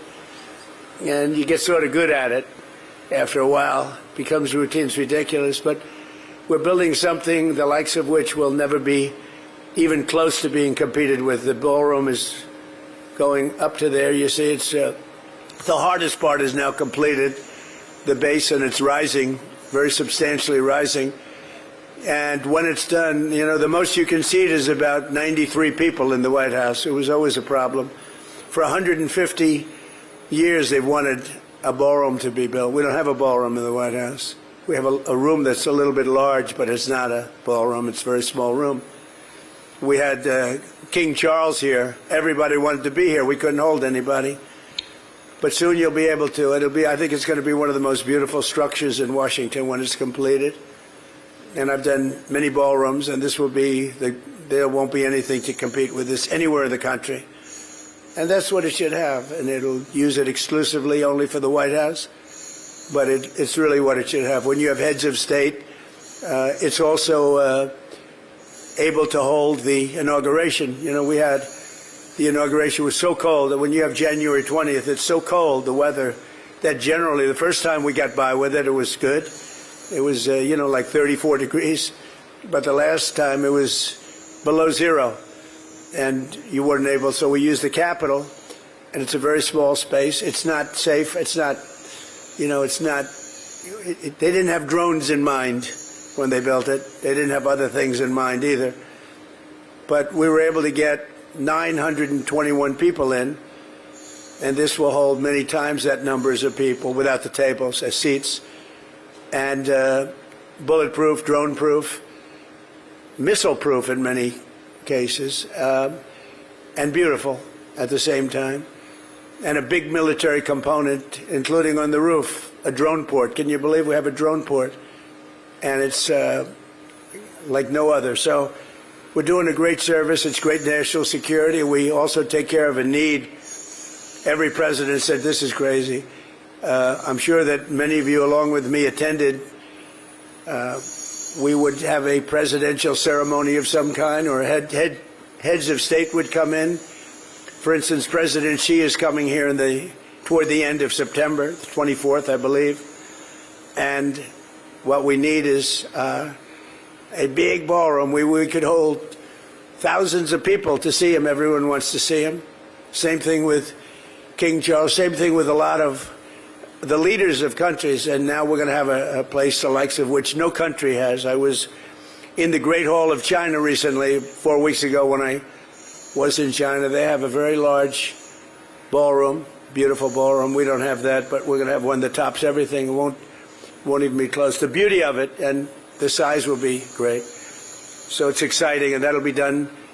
Actually, I will get to use it for, people say he's building it for himself. I'll be using it I'll be lucky if I get 6 months, because it'll be done toward the middle of 28. So I'm really building it for other presidents, but it'll give them great safety. Glass windows that are this thick that can withstand any form of shot, rifle, drone, anyone, nothing gets through. Steel walls, steel ceiling, extra strength. I mean, it's really an amazing thing. And yet, all of that security made it more beautiful, because you have very thick walls, very powerful walls, very beautiful. We've actually taken security and made it a beautiful thing. It looks like it was built from 700 years ago. Like when I went to England, we went to Windsor Castle. It's the longest building I've ever seen. I said to Charles, it was built around like 900. It was a long time. But I said to Charles, who built this? This place is incredible. William the Conqueror. I said, oh, William the Conqueror. Was he a nice man? Charles said, no, he was extremely strong and very tough. I said, I figure with the name William the Conqueror, I would think, what do you think? I think he'd be tough, Michael. What do you think? I said, we have to come up with a good name for you, Charles. Maybe Charles the Conqueror. No, please. But William the Conqueror built a great building. But we are building one that's going to top them all, and it's going to be beautiful. It's gotten great architectural reviews. And more importantly, it got great military. We're doing it in conjunction with the military and the generals. And these are smart, brilliant generals that know exactly what they're doing, what they want. I'm giving them everything they want. And it's really a national security must. But I want to welcome you to the Rose Garden, and today's a historic day as we begin America's 250th year. We're launching what's called the Trump accounts. You've been hearing about it. And this was something that was made possible because of the great, big, beautiful bill. Otherwise, you couldn't do it. We got it approved. Ted Cruz is here, and he helped us a lot. And I want to thank you, Ted, and to ensure that every American child is born with a head start and a fair shot at the American dream, because by the time they're 18, they could have a lot of money. They go up with the market. Think what would have happened if we invested $1,000 in an account, even Brad and Mike, Susan, if we invested $1,000 in an account a year ago. It's like would have doubled. And because the market, we're riding the hottest stock market in history. 81 days, I've been here 1.5 years. Think of it, 81 days we hit record highs, including today. A lot of you Wall Street guys, I see Larry, and I see some of the biggest guys in Wall Street, David, Goldman Sachs, Blackstone, BlackRock, they're all here. And think of it, I'm making them all geniuses. Every one of them is a genius. Is anybody doing poorly? If you are, I guess you have a couple of guys that went short. Those poor bastards, I mean, they're in big trouble. They're being wiped out, the short guys. I never like short guys because they're betting against the country, so that's okay. But earlier this morning, many of you joined me in the Oval Office for the ringing of the opening bell, and something happened that was incredible. Never happened before. We had the New York Stock Exchange and NASDAQ, the top of both. These are great people, but they never did a bell and opening together. This is the first time. There's the bell right there, and I said it's so beautiful. I'm not giving it back. I don't know if it's supposed to go back, but they're going to have to fight like hell to get it back. We're not giving it back. Do you understand that, Scott? Don't let it leave. It's so beautiful. But that's the bell we rang, and that's where the New York Stock Exchange and NASDAQ came together, the leadership, brilliant people, and the first time ever we did it together. It was an opening where we did it together. That's in honor of the Trump accounts, because we're going to make young children born with no money in many cases rich. I think they're going to be rich. But I want to thank Secretary of the Treasury Scott Bessent, Chairman of the SEC. These are really tremendous people. Paul Atkins. Scott, stand up. And Paul, please stand up. Thank you very much. Director of the National Economic Council, Kevin Hassett, who's so great. Everybody loves him. Stand up, Kevin. Thank you, Kevin. Governors Sarah Huckabee Sanders, who worked here very diligently and brilliantly as my press secretary. She did a great job. Thank you very much, Sarah, wherever you may be. Thank you. Governor Jeff Landry, who called me, he says, you know, we have a crime problem, and they had the Mardi Gras, and he said, could you we want to get rid of the crime, do something, because we have a little bit of a Mardi Gras coming, and we have a little bit of a crime problem. And I think you said it was the safest, where's Jeff? The safest that they've ever had. Is that right? Right? In New Orleans, he said it was the best they ever had, the safest. And the city crime is down 81%. I wish Chicago would call me. If Chicago would call me, I would wipe out crime so fast, would remove the hardcore criminals like I did in Washington, D.C., in Memphis, and in New Orleans. We were not just a question of, you know, we're going to have big, strong soldiers. That's the least, well, it's very important. But we removed in your place, you know, 2,900 career criminals. Many of them came through the Biden administration's stupid open border policy. They poured in. And I just want to give a little extra thing. Thanks a lot, Jeff. You're doing a fantastic job. And I'm glad you called, but he called me up 2 days ago, and he said, we just had the lowest crime numbers we've had in 50 years, 5-0. And we haven't even finished the job, but they're down like 87, 85%. You'll be down to 90, 95%. But we removed the criminals. We took them out. We're not letting them stay because they're criminals, and they'll...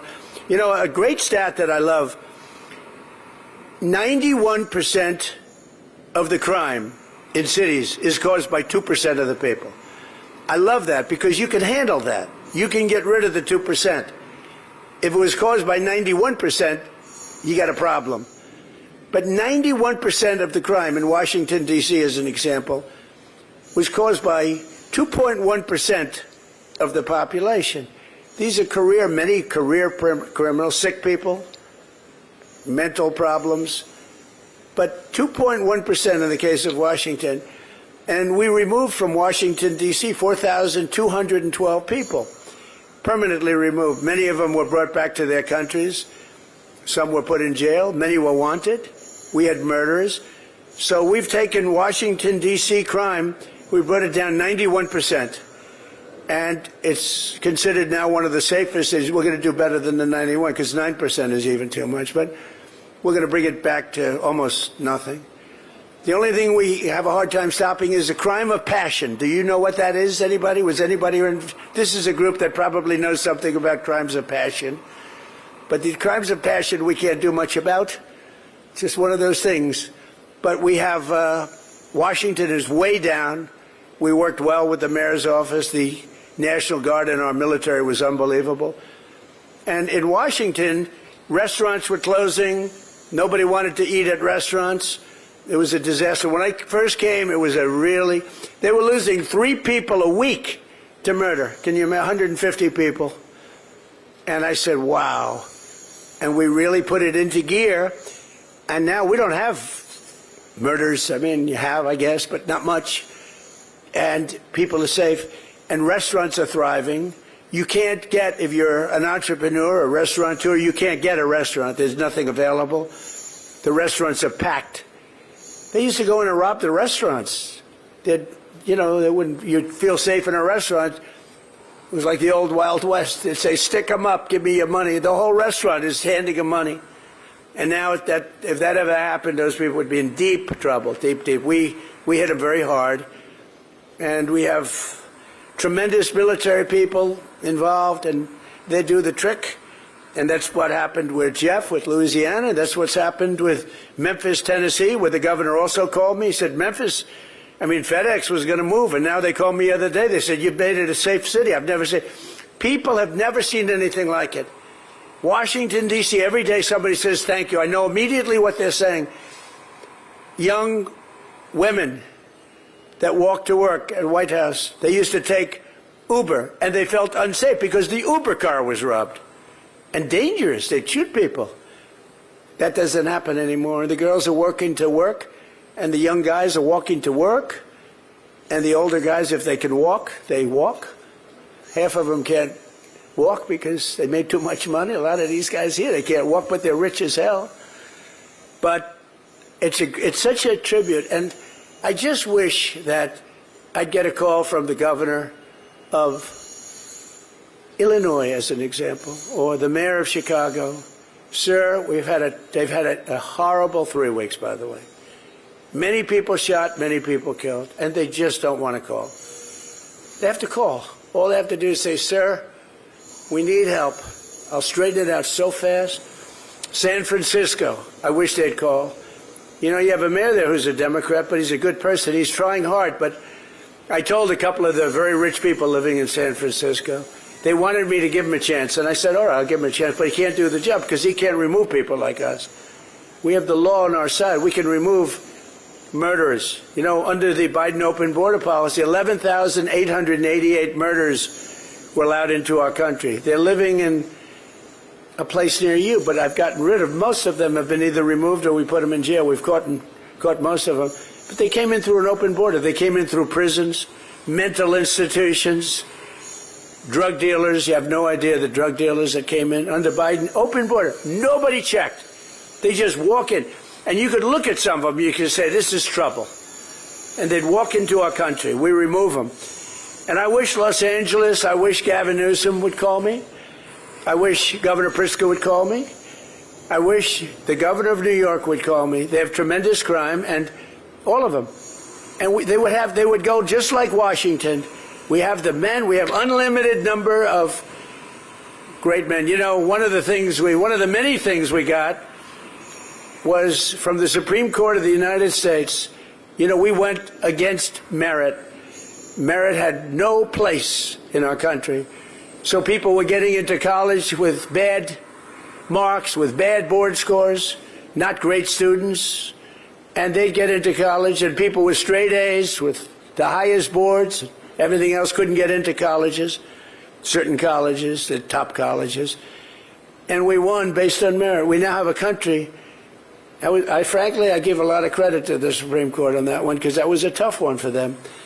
But we won. We now have a country based on merit. That goes for colleges. You get the best. If you have the highest marks and the best boards and all the things that you need, you don't get on based on race, color, creed, thought, look, height. You get on by merit.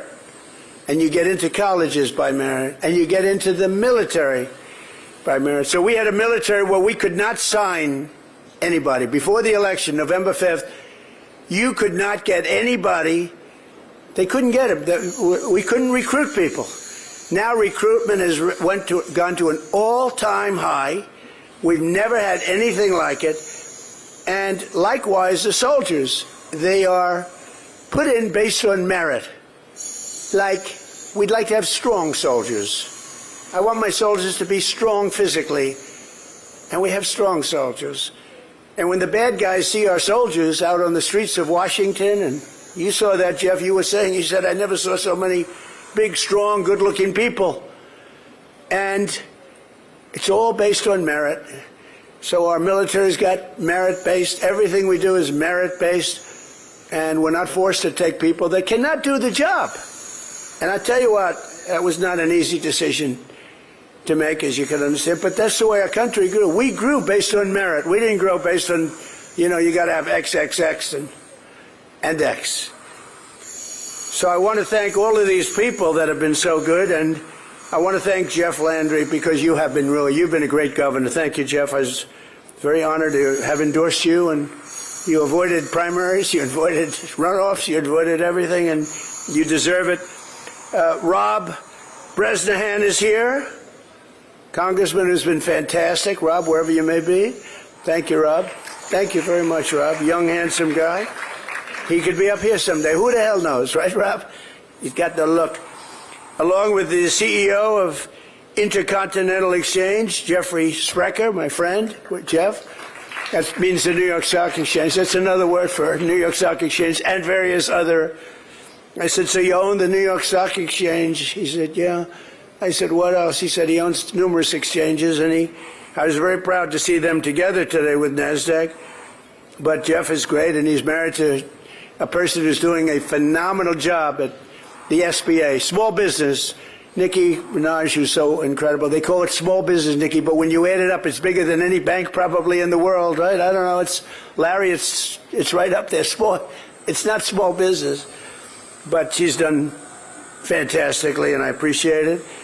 The president, Lynn Martin, NASDAQ, and chair and CEO, Adina's here.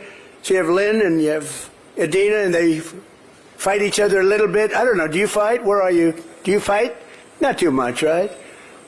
Boy, you've never gotten along so well. I think there will be no merger, however. I'm going to talk to Paul. Paul, don't let them merge, please. We need all the competition we can get. That's all we need. We get out of this a merger of NASDAQ and the New York. We will not allow that to happen, right, Paul?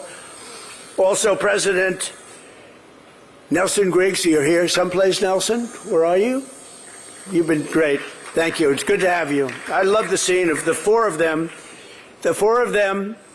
And the bell is right in the middle, and I happen to be in that picture, but I got out because I wanted to have the picture of the four of them. It never happened before. We also have a woman that is so respected and so hot and so great and such a great friend of, I don't say conservative, I say of common sense. She's not conservative or liberal or, as they say now, progressive. Liberal became so tarnished, but now it's communist. You know, they say social democrats. No, social democrat is a communist, all right, just so you know. There's no, so if you look at the people that are running, it's crazy what they're doing. But we'll never let that happen to this country. It can't happen to the country. You can't, there's no appetite for it. Especially since we've literally, now you're going to see numbers coming out over the next 6 months, I think, that nobody will have ever seen before. But she's a fantastic person, and she's a woman that's respected by everybody, and she's got real talent. Nicki Minaj. Nicki, stand up, please. She's such a great person, respected by everybody. Today, 38% of Americans do not own stock, yet we have set 73 all-time records. It's now 82. They're a little bit late with their notes. With Trump accounts, every newborn child will be invested in the stock market. So they're going to be watching. You know, they'll be the next Larry Fink. They'll be the next chairman of Goldman Sachs. They'll take David's place. David will be very concerned about this. He's not going to like it. But they're going to be invested in our country. And it's going to be something. Every newborn child will be in the stock market, and one day you'll see what happens. And if we have good markets, if we have smart presidents, if we have people that know what they're doing, like Scott and all of the people that work so hard, all of these children, so many of these children are going to be involved with the Trump account. They're going to watch their account grow. They're going to watch the country grow. They're going to be reading the newspapers. They'll want to go to the financial pages. But parents have to go to trumpaccounts.gov. And many, many people are investing in this, and not for themselves. They're putting money in.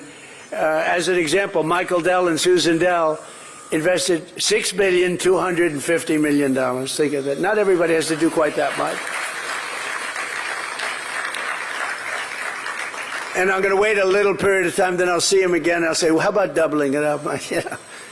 But then he can do it, too. Amazing story. Started off making computers on his bed at a dorm. And I won't ask you which college. Where did you go to college? Oh, that's a good one, huh? University of Texas. That's a good one. It's great. We love the state. But I want to really give you a special shout out because of what you've done. You was right from the beginning, they were involved with Brad. And then you guys are very special. So I want to thank you and Susan. I want to also tell you that Brad is investing $250 to the accounts of all children under 5 in his home state of Indiana, and that $250 is going to grow very rapidly. That's a lot of money. The head of Micron, a friend of mine, CEO Sanjay Mehrotra, who last week announced that Micron will be making a $250 million investment in the Trump accounts.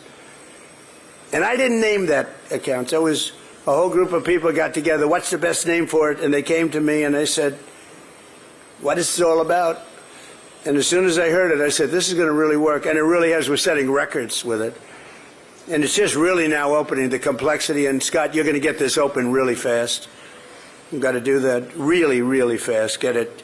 It's just about complete. And we had some tremendous people working on it, but made possible by the provisions that we put in the great big beautiful bill.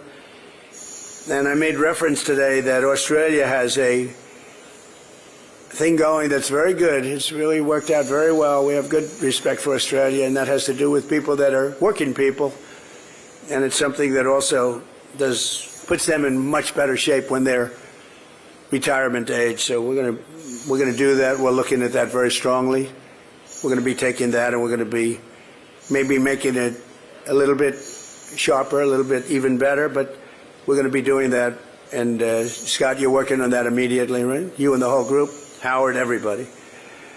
But already more than 6 million Americans have signed up for Trump accounts, and we've just started, many of which are receiving a one-time seed contribution of $1,000. So these are children, in many cases, extremely poor children, and they're starting off with $1,000, and then it goes up.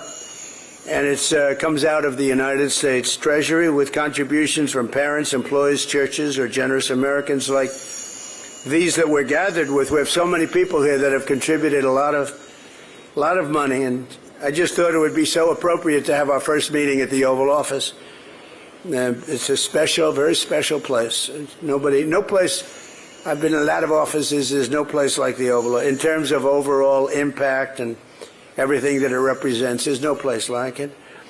But the Trump accounts could grow to hundreds of thousands of dollars by the time they reach 18 or 21, or they can leave the account and have it put into a different fund at a certain point in their life, but hundreds of thousands of dollars by the time they turn 18. Think of that. You have a young child with no money growing up in a rough area, and they turn 18 and they have hundreds of thousands of dollars.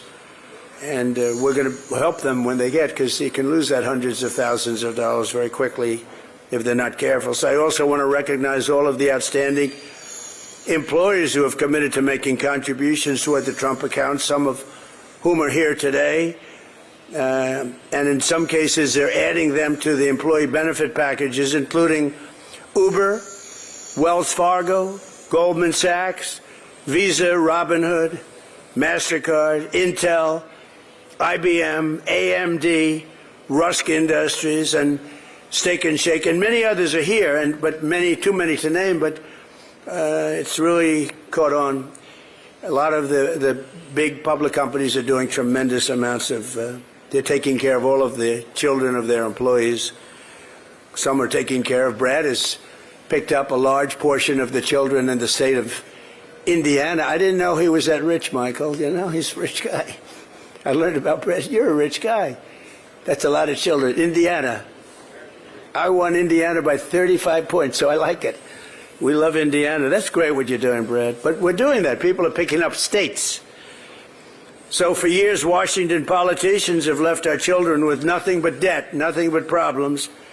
Now, with the help of so many of you here today, we're jump-starting financial freedom for young Americans and helping them to build the future they deserve. And also, there's tremendous tax benefit to doing this. You know, sometimes you don't like saying that because it's a nasty word, but there's tremendous tax benefit. And perhaps there's some people that are okay with that, but it doesn't make any difference. There's a great tax benefit. And also for the children, there's a tremendous tax benefit.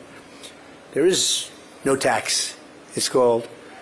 I don't know if we can complain. Ted, will anybody sue us because we're giving children a form of tax assistance? You think we'll be sued? Yeah, I think so. Somebody will sue. They'll say, you are giving advantage to a young person who just got $1,000. But you never know, but I doubt it. With us today is Kensley Reedwin, a rising sixth grader, very smart and a budding entrepreneur. Perhaps the next Michael Dell. Where is Kensley? Where are you, Kensley? Who's so standing? Oh, look how beautiful. Good luck. Do you think you'll be as rich as Michael Dell? I think yes. You'll be richer than Michael Dell, right? Congratulations, Kinsley. Thank you for being here, honey. But Kinsley's been investing her earnings into a 401k. By the way, 401ks are up like 49% in the last 7 or 8 months. And everybody likes me that has a 401k because it's the biggest rise, last year and a half, biggest rise in history. So, you know, a lot of people have become rich by having their 401k. And Kinsley, thank you very much. I heard you're doing fantastically well in investing your money into a 401k, but now she'll be contributing to her very own Trump account, and that's going to even be better. So we're going to watch you all the way up. We're going to watch you go up that ladder, Kinsley, okay? We'll be watching. So just in closing, it's so great to have you here. A place that we were never able to use because of the conditions of the soil. And now it's become the hottest place there is probably in the country. Every time we have an event at the Rose Garden, everyone just says, yes, we want to go. And you're going to love the food made by the military and the White House staff. And it's an honor to have everybody. But I want to just thank so many minds went into this. Not easy. And Scott's going to work overtime to get the final little touches done so it really kicks in even faster because it's we're setting records. The numbers are incredible, but we want to get it finished so everyone can fill out their and finalize their accounts, Scott, you and the people. But you've done a great job. And again, thank you all very much. Have a good lunch. Should we put on a little music? Yes? This way you don't have to talk to each other. You just have to listen to music. So we're going to put on a little music, the Trump playlist, okay? And we'll have a little fun. Again, thank you all. This is really a very, I think, a historic moment in a sense, but it's going to be really great. Thank you very much, everybody. Thank you.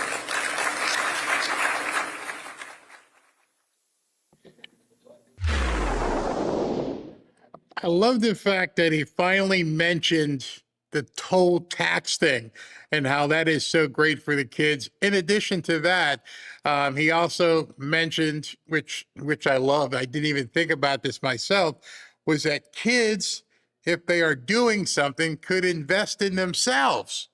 That completely it blew past my mind. I didn't even think about that when he said that the young woman that she's doing whatever it is that her business is, she's investing in herself as a young child. That's crazy. You know what else is crazy? Oh, man, this story is getting bigger and bigger and bigger.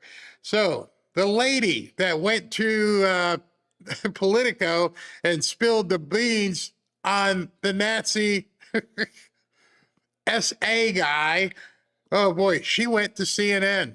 I know that you have been very reluctant to tell this story. Yeah. Very reluctant. Why did you ultimately decide to do it? Why come forward? A few reasons. One of the biggest ones is that I think that there are a lot of men in this world relying on the silence of women and to be where they are. And I don't want to contribute to that. I also want to just get my life back. There are going to be people, maybe even his campaign, certainly his supporters, who say this is politically motivated. What would you say to that? I couldn't disagree more. That was actually one of the reasons that I didn't come out. Because you agree with his politics. I do. I really agree with his politics. I think we need somebody with those political stances and who are willing to do the work. And, I see his political videos. They get me fired up as well. I understand why people want someone like him in office. And I felt like me coming forward would potentially take that away. And I felt really uncomfortable with the responsibility and the weight of my story and what that might do. When people hear this from you, Mm-hmm. Are you saying you should not vote for him because of what happened? I'm not going to go as far as to say that. I'm just here to tell my story, to give a clearer picture of who he is and the type of past that he has. And I just think it's fair to the democratic process to let people know who they're. He's toast. Done. Stick a fork in him. Oh my goodness. She's not a Republican. She's not MAGA. She's a Democrat socialist. And she turned in the Nazi rapist. Wow. Wow. He is so done. Love it. SB's not here. I cannot believe that is where we are. All right, so SB is not here, so I just wanted to show you that before we cut. I do want to show you this. This is where we are tomorrow. Well, I'll be here where President Trump is tomorrow. They've released the schedule for the next couple of days, in case you guys want to see it here. Tomorrow is Tuesday. He arrives in Turkey. They have put TBD. Then at 7:15 a.m., which is 2:15 in Turkey, he's in an arrival ceremony and greeting with the president of Republic of Turkey. I think that's Erdogan. So I'll have that taped for tomorrow's show because I'm not going live at 7:15 in the morning.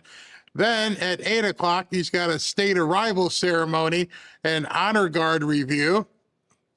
So we got two events in early. Wait a minute, see what else is here. Nope.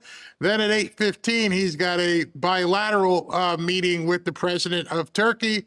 And then at 12:05, the president participates in a NATO leaders dinner, which is 7:05 tomorrow. So I'll get all of that put together, and I'll have that for my show tomorrow afternoon. Just to give you a look ahead, they've also posted Wednesday, Wednesday the 8th, and it says here, 1 a.m., it's executive time. He's not doing anything.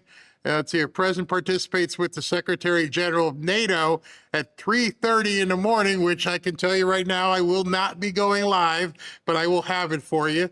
Then at 3:50, he's doing a participation and official welcome and NATO family photo, and then a whole bunch of stuff throughout the day on Wednesday. So all of that stuff is going to be while you guys are sleeping, but tomorrow he's got a couple things early our time, 7:15, 8 a.m., 8:15, and then 12 o'clock. So by the time 4 o'clock rolls around tomorrow, you might be looking at another 3.5 hour, 4 hour show as I get all that information put together for you.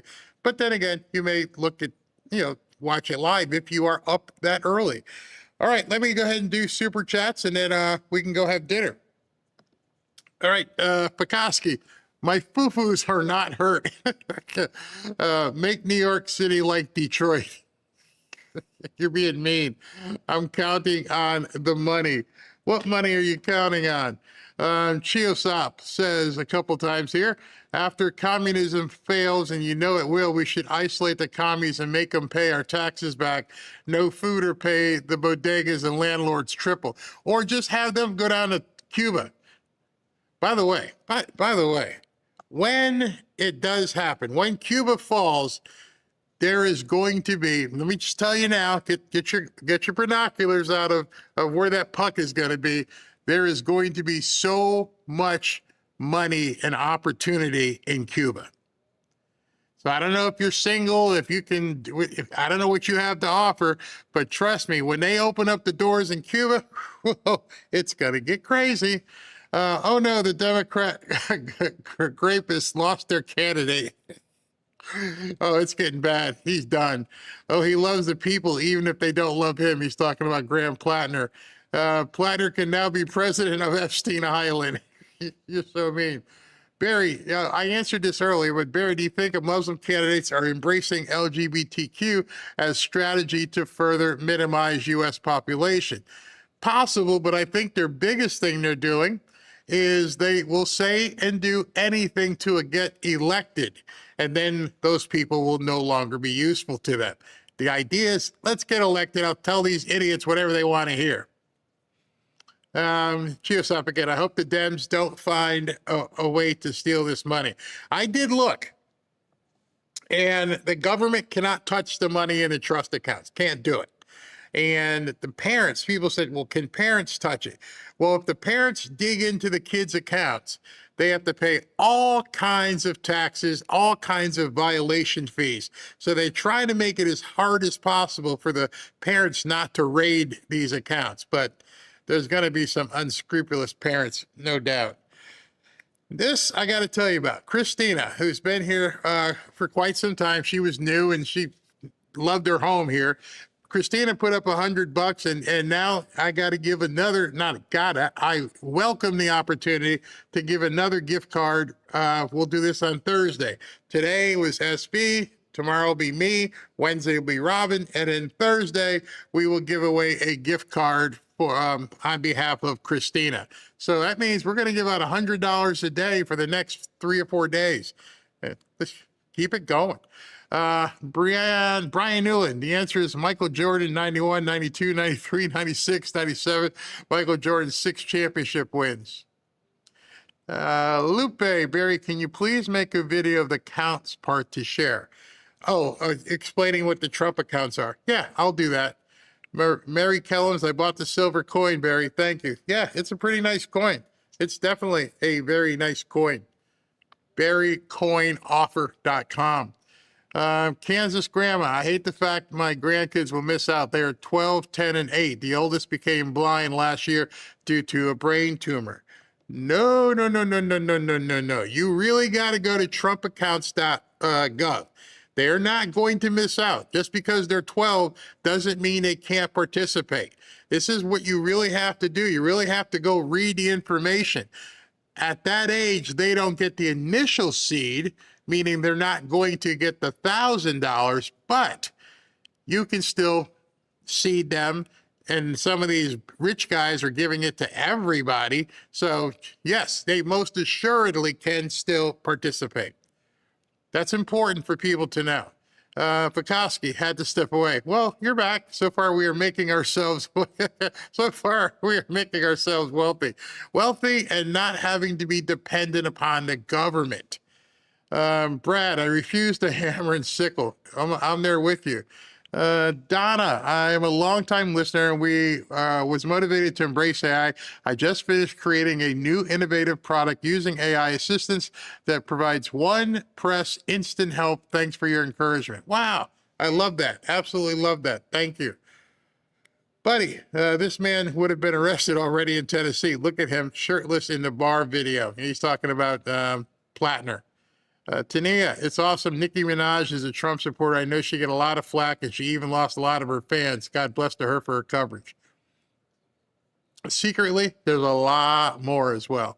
Chiosop, telling everyone with a baby about Trump accounts. Also, not just a baby. Like I said, they can be older. They can still participate. So make sure you get the information on that. And Catastic, Barry, my child has autism and Down syndrome. Can he get that Trump account and use it for something other than college? I have not looked into it, thought you would know. Depending on what the age is, yes, you can open up an account with it. It's not saying that you can't have autism or you got to be a perfect child health-wise. No, a child's a child. That's a qualification. Child, American. And yes, he can have his account. So yes, you can do that. Can he use it for something other than college? Abso-freaking-lutely. There is no codicil that says these kids have to use this money and spend it on college. Actually, that'd be kind of counterproductive. Hey, listen, I saved up $250,000. Now I'm going to spend it all out of school. No. Do something. Well, whatever you want to do. At 18, it's his money, her money. So it works. Just run with it. All right, everybody. I'm going to go eat. We've been here like 3.5 hours. Robin's probably got dinner. I know she's got dinner waiting for me. I will see you guys tomorrow. You saw the schedule. Probably looking at 4 o'clock again. And I'll go ahead and compile all the stuff that President Trump's doing over in Europe. Cannot believe that this guy is going back across the pond again. Doesn't sleep. Thank you guys for tuning in. Talk to you tomorrow.